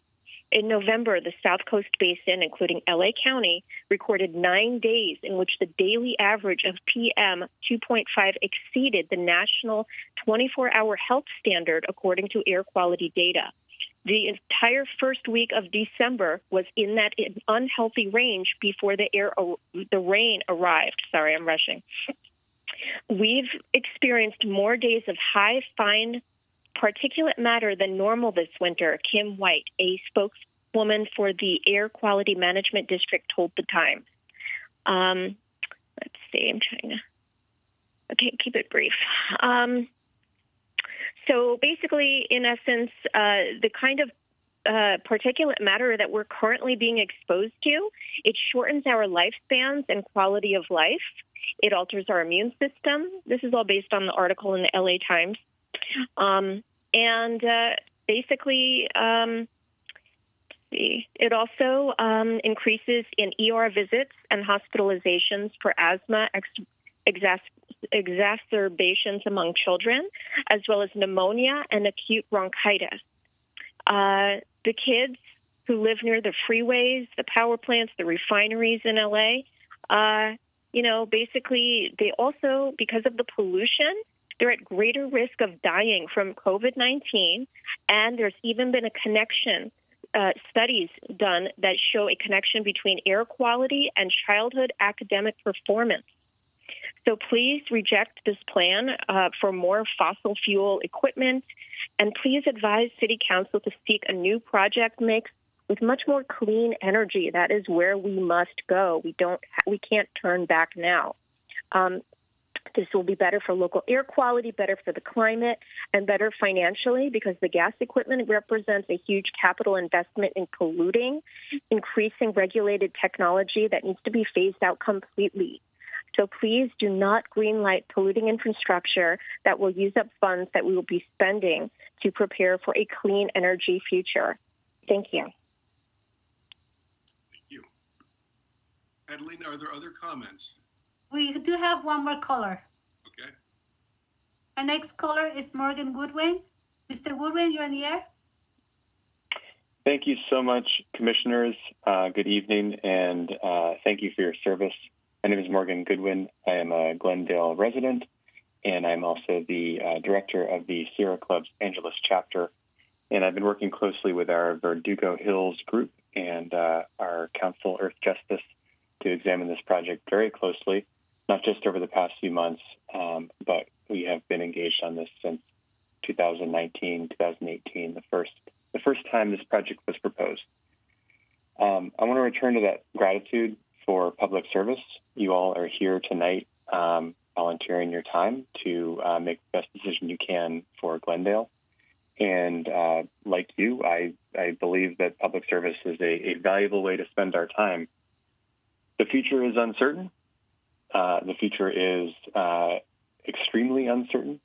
And for those of us who are looking at the climate crisis, it pushes us to be more creative, to push further, to find the solutions that will give us a greater chance of survival. And that local public service is one of the most important ways that happens, because these decisions, every individual decision about a clean or fossil fuel investment is a hugely important decision for our future. As we try and move toward a clean energy future, we need to bring creativity and cooperation to this problem. And so I want to highlight a few of the points made by Byron Chan earlier. It's very clear that Glendale is not bound by the balancing authority rules like N-1-1. While it's good practice, we don't need to have that much capacity on hand in the event of that catastrophic of an emergency. Personally, if we had a 9.0 earthquake, I would expect the power to be out for a little bit. I think that's an acceptable kind of thing to deal with. Furthermore, we can increase local generation options, including on all of our rooftop space. We heard about how we don't have enough space for all the clean energy that we need. It's simple. Look at Google Earth, begs to differ, the amount of rooftops available. And finally, there are other ways to manage peak load. We know that this is an emerging field. We know that we are not the only city that is struggling to manage the changes to peak load, and we don't need to use that as a justification to make this investment in fossil fuels. One final point, we are not an island. We obviously benefit a lot from being both independent as Glendale's Water and Power Authority, but also part of our larger regional grid. And as such, one of the reasons that has been given to encourage us to build the fossil fuel plant is that we might be in violation of our agreements, that we might be liable to lawsuits from the people and the agencies that we are in agreement with. And I would just call us to reality here and say that we are not, as Glendale, we are not going to face a lawsuit for not building a fossil fuel infrastructure plant. But rather, if we continue to push for the best clean energy options that we can, we will absolutely be rewarded as a city that is looking to the future and taking in the realities of what we know of the years ahead. So thank you again for your service. Thank you for your creativity and your collaboration here. And I will wrap up my comments. Thank you, Morgan. Appreciate it. Catalina, does that conclude the public comments? Yes, we don't have any more callers. Very good. So I'm going to be calling upon commissioners for at least a first round of comments. And I'm going to start with Commissioner Jasmine-Darian. Thank you. Thank you for all the comments. It's very interesting to hear everyone's perspective on this. I think that there's no doubt that Glendale needs to go to 100% clean energy. It's the right goal for Glendale.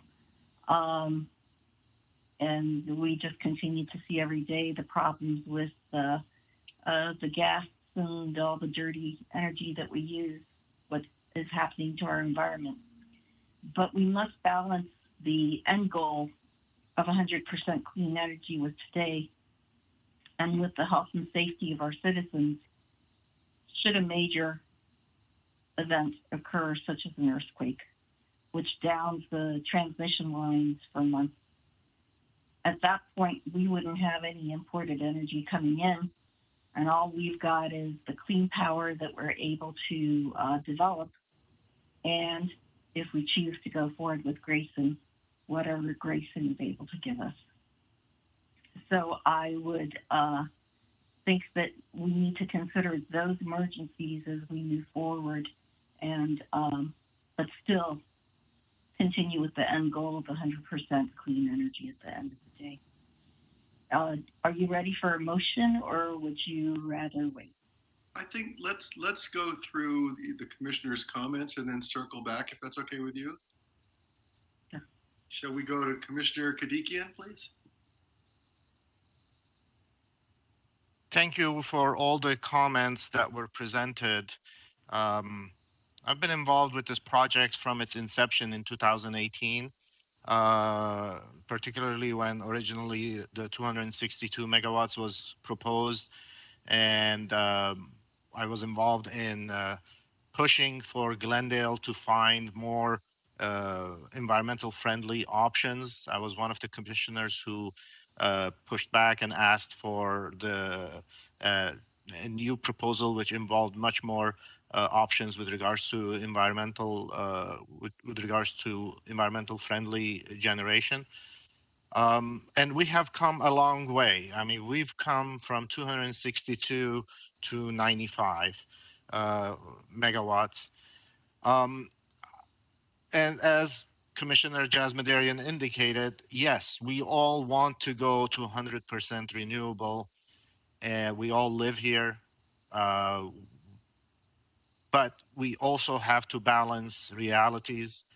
We have to take into consideration the risks of where we live. This N-1, which has been raised and which is to a certain extent dictating of what kind of reserve or we should have in case of emergencies, is primarily to provide the power that we need. And let's keep in mind, we do live in an earthquake-prone area. In the recent past, we've had fires. All these things could potentially bring down one of the major major routes for importing energy to Glendale. And so with whatever has been proposed, I understand the concerns of the public, and we've come a long way. Now, at some point, this is not a binary decision. It cannot be a binary decision of whether no gas or 100% environmental. We have to do this on a case-by-case basis. We have to take into consideration where we are, what's our circumstances. So with those in mind, I'm beginning to realize we've reached the point that this is the best that we're going to be getting at this point. Now, in 2 years' time, in 3 years' time, things might change. I don't know. Maybe we'll be able to negotiate something with LA with regards to this N-1. That is, I think, something which GWP itself cannot do. It's probably something that City Council at LA and City Council of Glendale have to solve this issue. But with what we have to work with, I think we've got the best that we can at this point. Those are my initial comments. I'd like to pass on here comments from other commissioners and maybe go a final round with some final questions and then go with motions. Thank you. Thank you. That sounds like a good process. Commissioner Peterson. Thank you. I too want to thank all the citizens and the groups that presented. I believe that they have given us great service. Particularly, I believe that what Byron Chan was pointing out does raise some questions that I hope that the GWP staff will be prepared to address as part of when they ultimately are presenting to the City Council.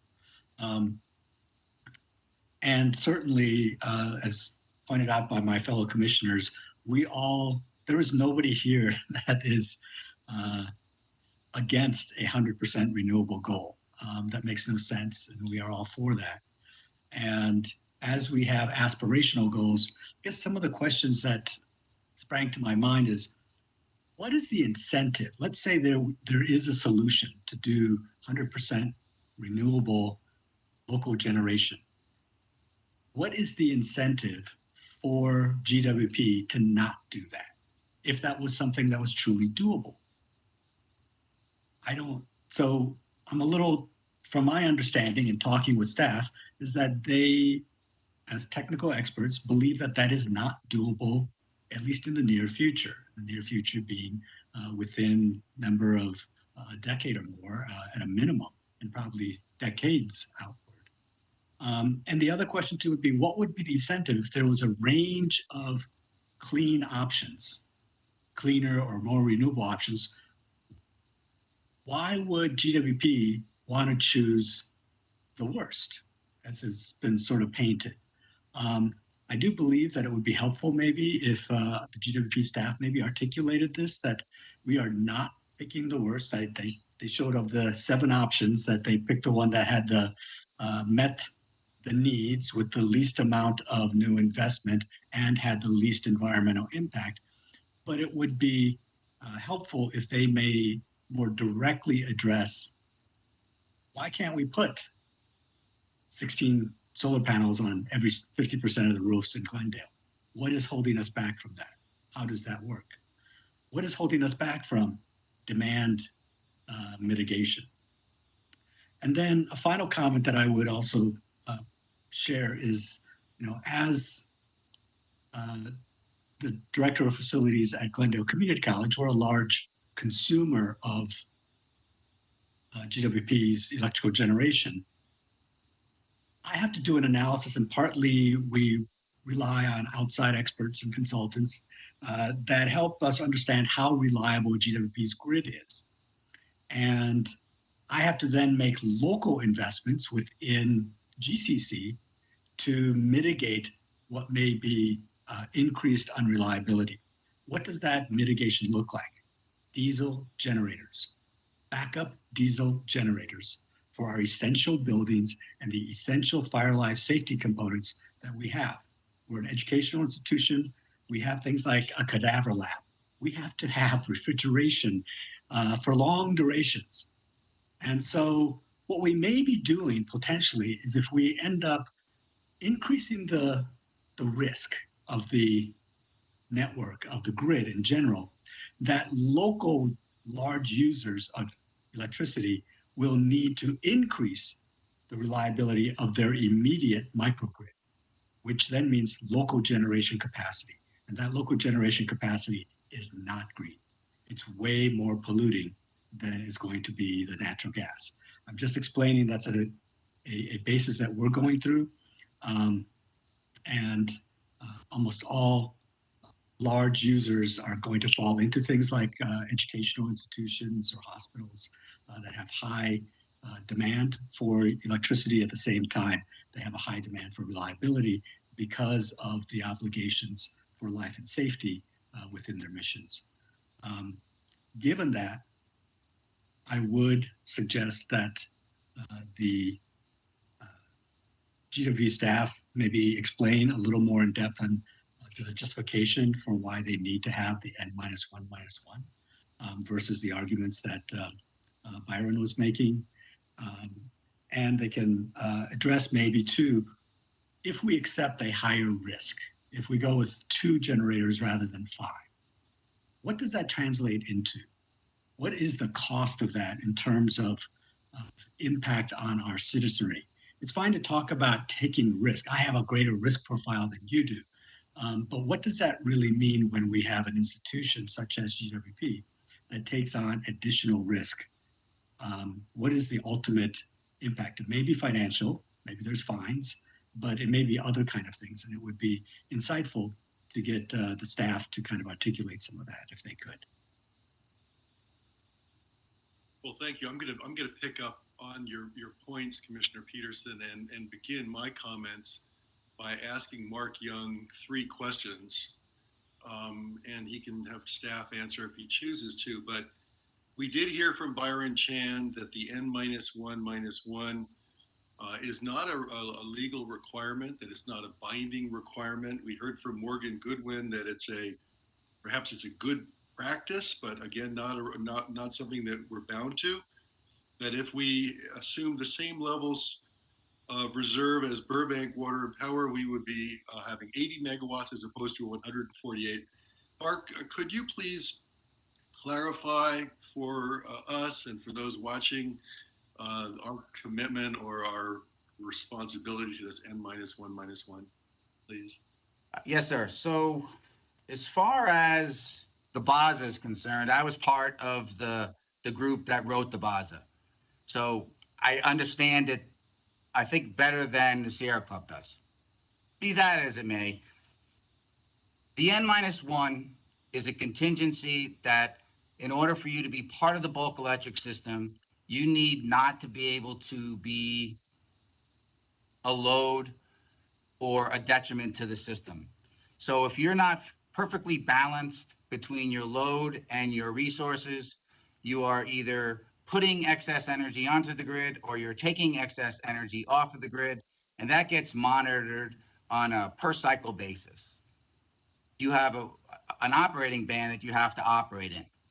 So the bulk electric system says that if you have an event, one electrical event that will remove resources, so now you're out of balance, the rest of the bulk electric system will pick it up. But they're only going to pick it up for 10 minutes.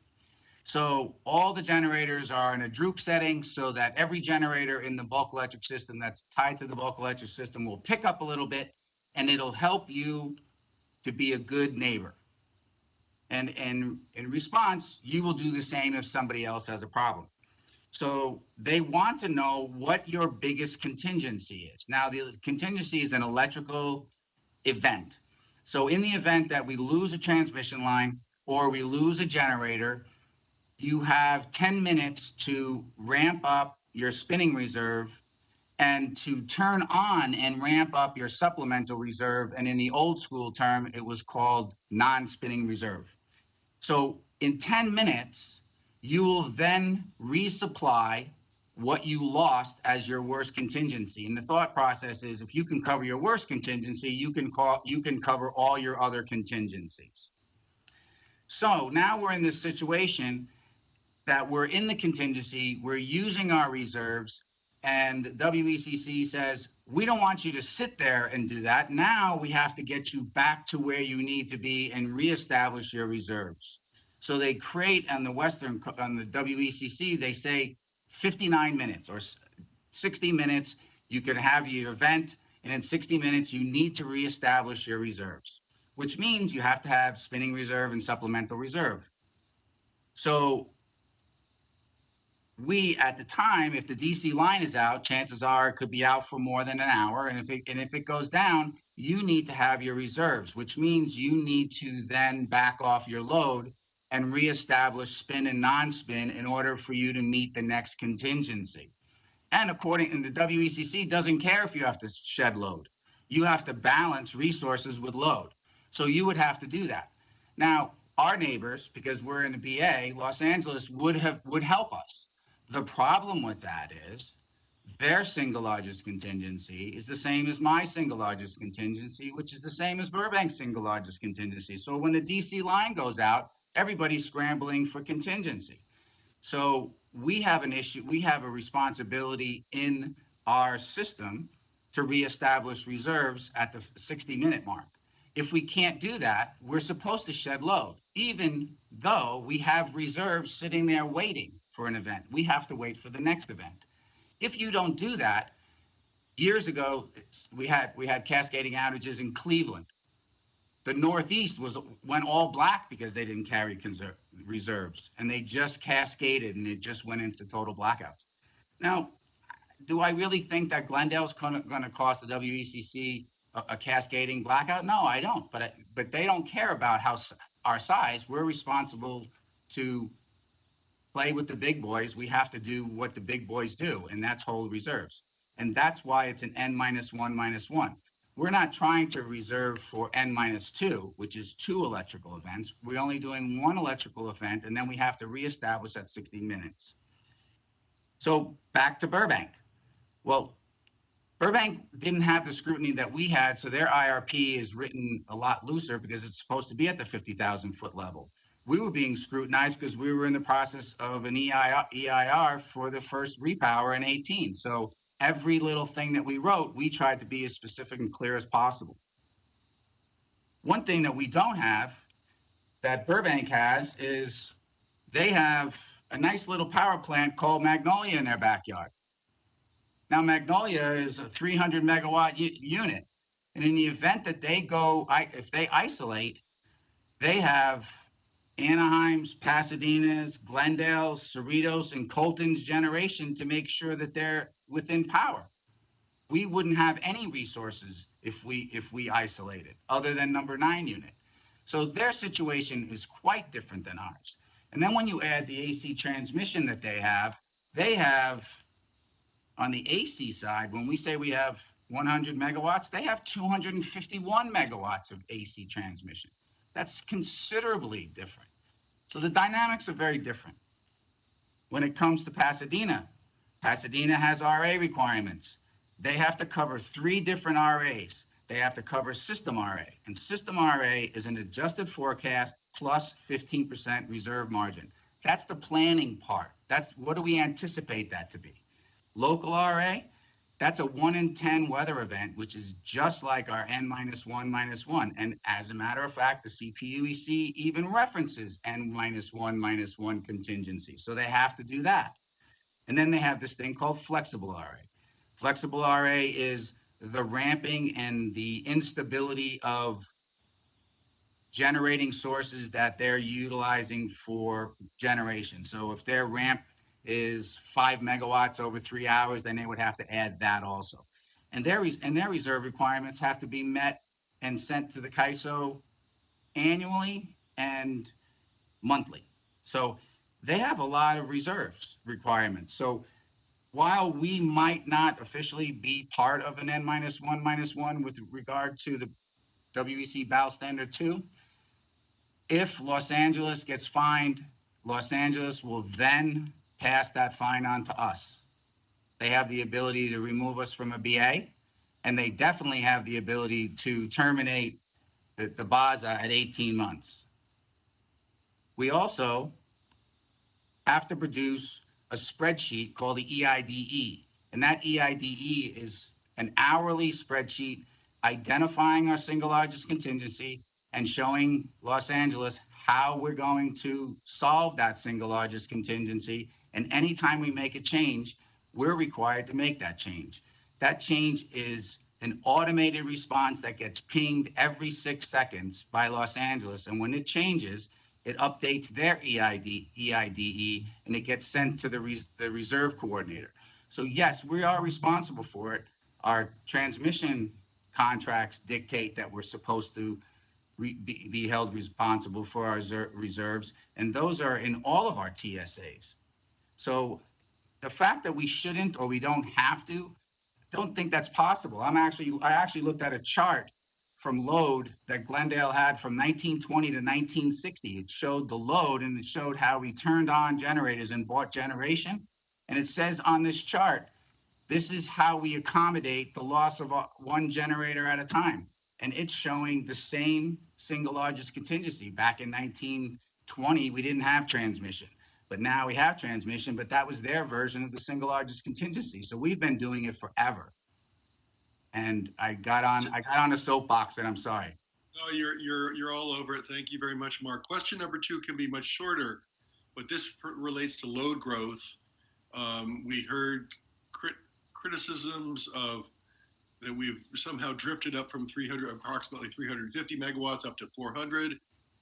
I think we heard from Morgan Goodwin that perhaps, or one of the other speakers, that perhaps the number really should be 347.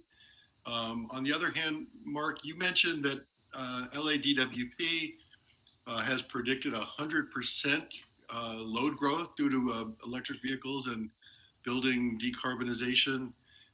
So that's way, way, way more than we're projecting. How do you balance out those numbers, or what's your comment to all that variability of those numbers? I think the dynamics of Los Angeles is very different. Their makeup between customer classes are different. I think that we're a bedroom community, so I think what's going to happen is we're going to get we're going to get electric vehicles, and we're going to be charging them. And And I think that, while it might not definitely be a coincident to the peak, those cars are going to have to be charged. So the annual megawatt hours sales is going to go up. And I anticipate that when people plug their cars in at night, it'll shift the peak from 7 or 8 o'clock, maybe to 9, 10, 11 o'clock, maybe even to 12, 1 o'clock in the morning while all the cars are charging. So I think it's a huge mistake to assume that we're going to have load destruction when we're putting electrification of vehicles and buildings on the onus of the utility. It doesn't make sense to me that we're going to take all the cars and all the vehicles off the California highways. We're going to make them electric, and load is going to go down in the utility. Doesn't make sense to me. Third question, thank you. Third question is related to this gap. And both the spreadsheet that you and Stan Tech provided to Councilmember Brotman, and then also a spreadsheet that we saw the Glendale Environmental Coalition developed, showed a gap of about 50 megawatts, I believe in 2026. And the question is simply, if there's a gap of 50, why do we need 93 of new generation? And that's a good question. And what happened? The idea of looking at load in different ways in the same utility is a confusing concept. So if I was to look at the expected megawatt or kilowatt sales from my utility to be able to determine what the rates need to be, I need to look at a realistic expectation. So I need to look at a mean, if you were to think about it. What's the closest I can be to being right? 50% chance of being wrong, 50% chance of being right. That's my guess. And what we do is we have these variable rates, and we can add and subtract those variable rates to keep us in the middle of where we need to be. So that's what you do in a COSA, and that's the mean. Well, when you're trying to anticipate and do an integrated resource plan, you have to look at the P95, and that's based on a 1 in 10 event. Now that 1 in 10 event turns out to a P95. It's a standard deviation or two away from the mean. And what that does is that's giving you the probability of where you could be worst case scenario, and you need to plan for that. I mean, people in their checkbooks don't plan down to the penny. We have to plan for what's the expectation. Is my car going to have a problem, and do I have money to fix my car in order for me to go back to work? So those are the things that you have to do in a planning stage, because that's looking out further. So it's easy if you're trying to reduce the obligation by looking at mean instead of P95, and just because you're not understanding P95 and it doesn't add to the point, P95 is something that we have to do. And I believe that that's in topical 1. Yes, It's in topical 1. The P95 value. So I believe that the P95 values and just my scribble on a piece of paper shows that we're about 90 megawatts short at a 400 megawatt peak, taking into consideration the DER, ELIN, and I don't even believe that you can get 25 megawatts out of ELIN, but we're going to say that. But I don't think in the middle of the night where I believe the peak is, I don't believe we can use ELIN as a resource. And most people just like to do math, and they at least like to add up all the transmission and say we can get 100% of energy across that transmission line, and it's going to show best case scenario. Best case scenario never happens. I mean, it might happen today when we didn't need it, but in the middle of the summer when it's 110 degrees and you can't get heat dissipation across those transmission lines, every one of those transmission lines get derated. So you can't look at best case scenario, and best case scenario for us is about 90 megawatts. So we're out there on the edge. If you want to use every megawatt of transmission, I think you're doing a disservice to the city. And if we're wrong, it's going to take years and years. We've been trying to repower Grayson since 1994. And in this particular time, we've been doing it since 2016. So you could see how long it takes. So if we guess wrong and we need assets, how long is it going to take before rolling blackouts stop in an area when we really need the energy? Thank you for those. Let me add a few comments, and then I'll circle around back to the commissioners again. And I'll just start out by saying I commend the Glendale Environmental Coalition. I came into this process way late, but I think it's a fantastic case study of a group of concerned citizens rising up and turning down a 262 megawatt baseload gas plant.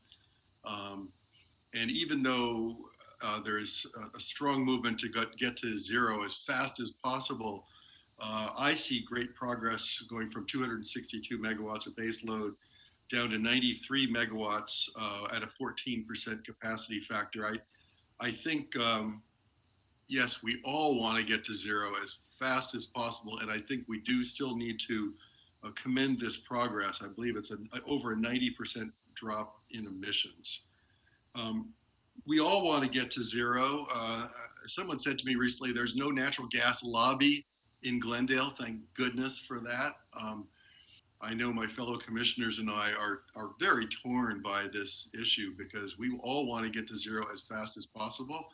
And yet we want to give our utility the tools to maintain reliable power. Nobody in this whole discussion has mentioned rate impacts.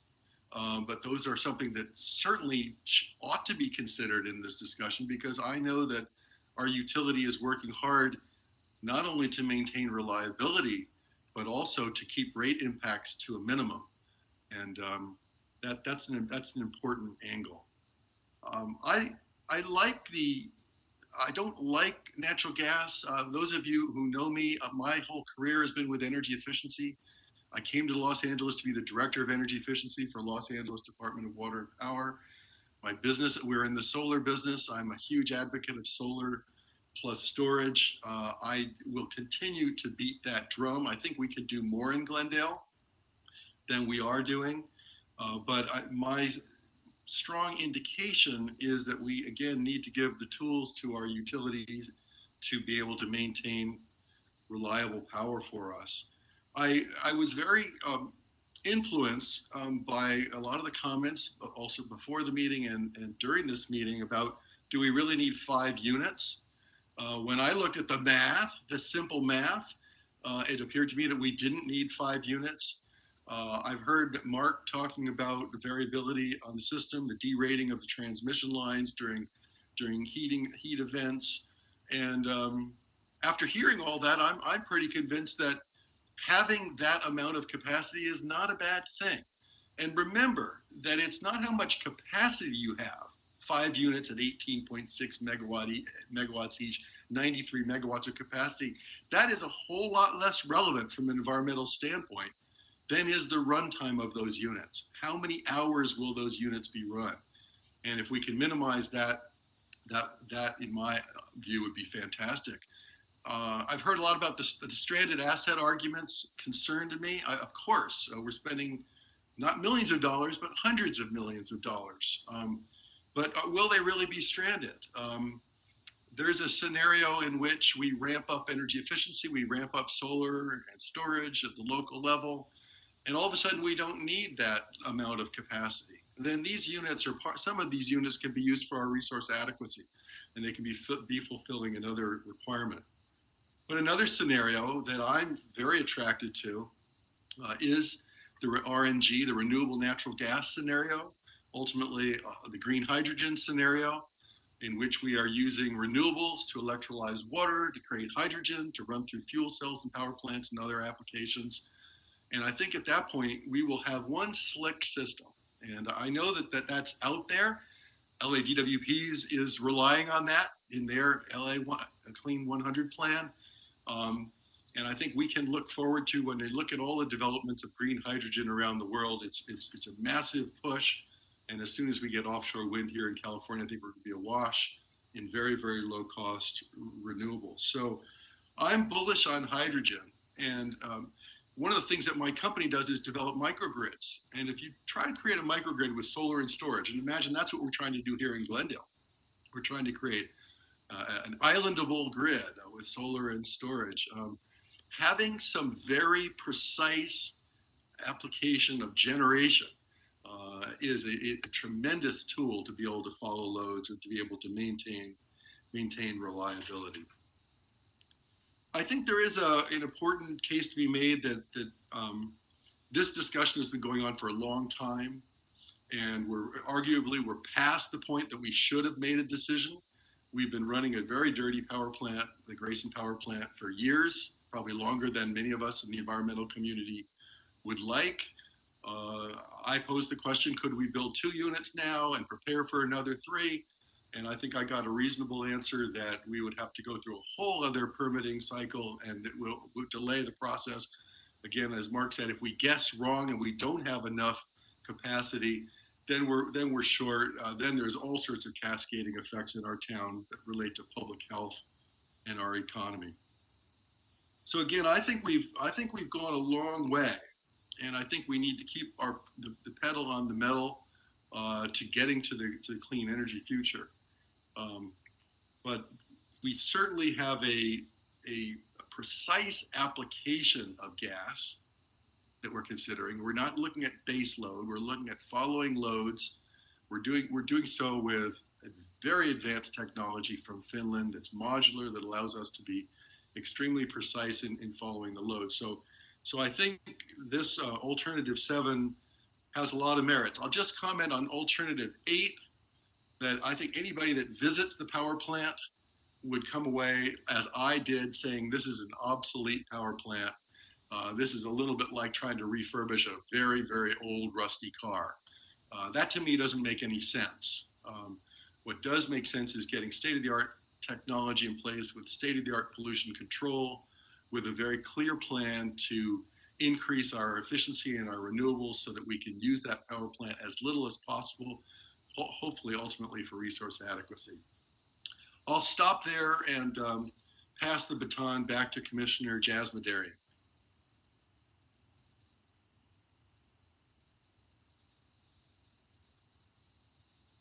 I'm going to agree with what the other commissioner said. And again, I go to the worry of what if something happens to the transmission lines. Grayson basically is going to end up being an emergency backup generator. It's an expensive emergency backup generator, but any emergency backup generator is expensive until you need it. And then you thank heavens that you have that. So I'll pass on to the next person. Commissioner Kadikian. Thank you, President Flanagan. I think you summarized our position very well. You raised the questions which I was going to ask about, and and we got the answers we need. I've made this comment before. Think of these generators that we're putting as insurance. I mean, you wouldn't want to let the Titanic sail without lifeboats, which happened once. Hopefully, doesn't happen again. And it's the same analogy. Yes, it costs money, but given the time frame of how long these things take to be done properly, given the devastating cost that could come up if we fail, I think we are right about at the edge. I mean, we are pushing this as we could get at the edge as possible. I have concerns whether the demand response or the other local solar energy generation will come up to speed as fast as we are hoping for. And I sure hope they do, but if we don't, at least I'm comforted we've got a backup just in case. And it's the same backup that will save us should there be a failure of n-1 or n-1-1. So with that, I am at this point comfortable. I'll move on to the next commissioner or pass on to the next commissioner, and then we'll take it at that point. Thank you. Commissioner Peterson? Thank you, President Flanagan. And Thank you for your comments. I think you did an excellent job of sort of summarizing and addressing the questions that very valuable, insightful questions that various groups and individuals had brought up. Where my understanding comes from, and again, just a clarifying point is, if we look at a unreliable grid or a grid that has less reliability, of course, first, we have all sorts of battery backup. And the reason why we have to have the diesel is because I have not been able to find and buy for the Glendale College District batteries that last beyond minutes or at most an hour or two. And so then you say, what happens if we have outages that go beyond minutes and a couple hours? There's only one other kind of alternative. And that's sort of what I think I'm hearing from Mark and his expert staff is that it isn't the generation per se. Solar, we may be able to do local generation, but it really comes down to is the storage so that we can have that when solar isn't working, which is certainly half the day. And then also that generation, even though it's distributed across many rooftops potentially, they're going to all share the same weather and the macro environment. And so they may not, when you really need the power, that's when that generation may also not be available. So I haven't heard that there is seasonal long-term storage that's been available on that's in a battery form.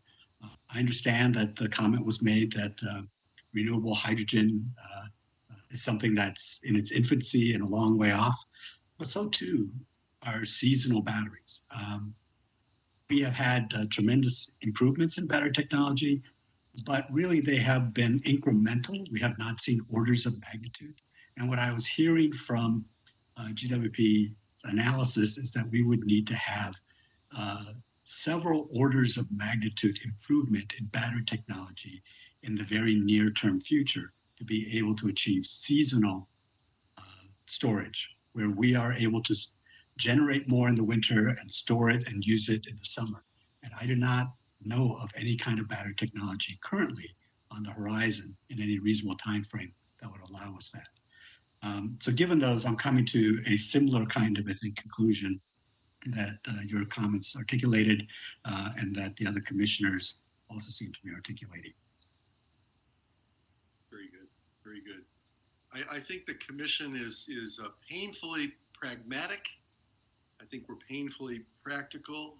So I guess some might consider us painfully conservative. This is not a big and bold step, taking a term from the CPUC when it came up with its loading order of priorities. It's a careful step. It's a reasoned step. And I come all the way back to applauding our process because, and this predates myself, Roland, you were around, but it predates most of us on the commission, that the city has made big and bold steps by veering away from 262 megawatts of base load power.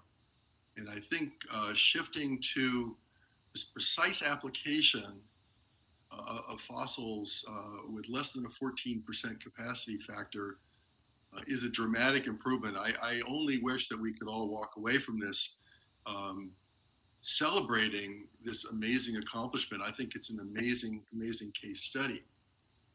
And there's more to, obviously there's more to come, but we're all painfully aware of the timing of all of this. We're all painfully aware of the difficulty of getting distributed energy resources aggregated in a reliable fashion, fast enough in order to maintain this power system that's been so successful. With that, is there a commissioner that would like to make a motion to proceed? Commissioner Jasmine-Darian. And if I may, just quickly before a motion is made, I just want to let the commission know that there really are two elements of motion that you would make. One is with regard to certifying the environmental impact report. And secondly is providing a recommendation with regard to a project or project alternative for approval by the city council. Thank you for that clarification. Commissioner Jasmine. Okay, so I'm going to make a motion that the Glendale Water and Power Commission recommends that the City Council certify the 2022 final environmental impact report for the proposed Grayson repowering project and recommend the City Council approve the project alternative number 7 as described in January 31, 2022 staff report from the General Manager. I'd also like to add a few other things to the motion. So I would like the goal to use Grayson for peaking and emergencies unless Grayson is converted to 100% clean energy. Provide incentives for the installation of solar battery storage for residents and businesses that already have solar or are placing solar on homes and businesses. And there are grants being released by federal and state governments, and there may be an opportunity for Glendale to offset some of these costs with those grants. Require new buildings and renovations of buildings greater than a certain size that staff can decide on to install solar and batteries where feasible and other energy efficient devices. Provide a deadline for the vendor, and I'm not sure where the virtual power plant is, how those negotiations are going, but there needs to be a deadline for the signature for the execution of that contract. If you cannot agree on a contract, then re-release the RFP so other vendors can bid on it, or hire staff to be able to put solar on rooftops in Glendale. You can begin an apprenticeship program, hire disadvantaged community, and they can learn a trade. It reduces our disadvantaged community size by doing that, increases tax revenue. It would be a win-win for Glendale. Expedite solar and battery storage on city-owned sites, and then work with other governmental entities within the city to install solar and battery storage on those lands where feasible. And that's the end of my motion. And do we have a second to that motion with its adders? I have a question, probably to Ms. Godinez maybe, and I agree with what Commissioner Jasmine indicated. The question is the wording of the motion. Should we have the motion as the certifying the 2022 EIR, final EIR, and approving alternative 7, but all the other stuff that the Commissioner Jasmine indicated, those are simple recommendations, I believe, and not contingencies or conditions of any of the certifying the EIR and approving the alternative number 7. I just want to be clear that those shouldn't be conditions, just recommendations or suggestions. It looks like Commissioner Jasmine is confirming that that was her intent. Yes, that's my intent. Okay. It certainly could be phrased that way in the motion. Okay. So they're recommendations, not conditions. Again, do we have a second for the motion to certify and to recommend alternative 7? I second that. Should we take a vote, Christine? Yes, let's do that. And if Catalina's there, she can do a roll call. She is? I do see her. Commissioner Jasmine? Aye. Commissioner Kadikian? Yes. Commissioner Peterson? Aye. President Flanagan? Yes. Motion passes unanimously, our recommendation to council. Next item, please. Our last item is adjournment. Do I hear a motion to adjourn? I move to adjourn. A second? Second. We have a second. Good night, everybody. Thanks so much. Thank you.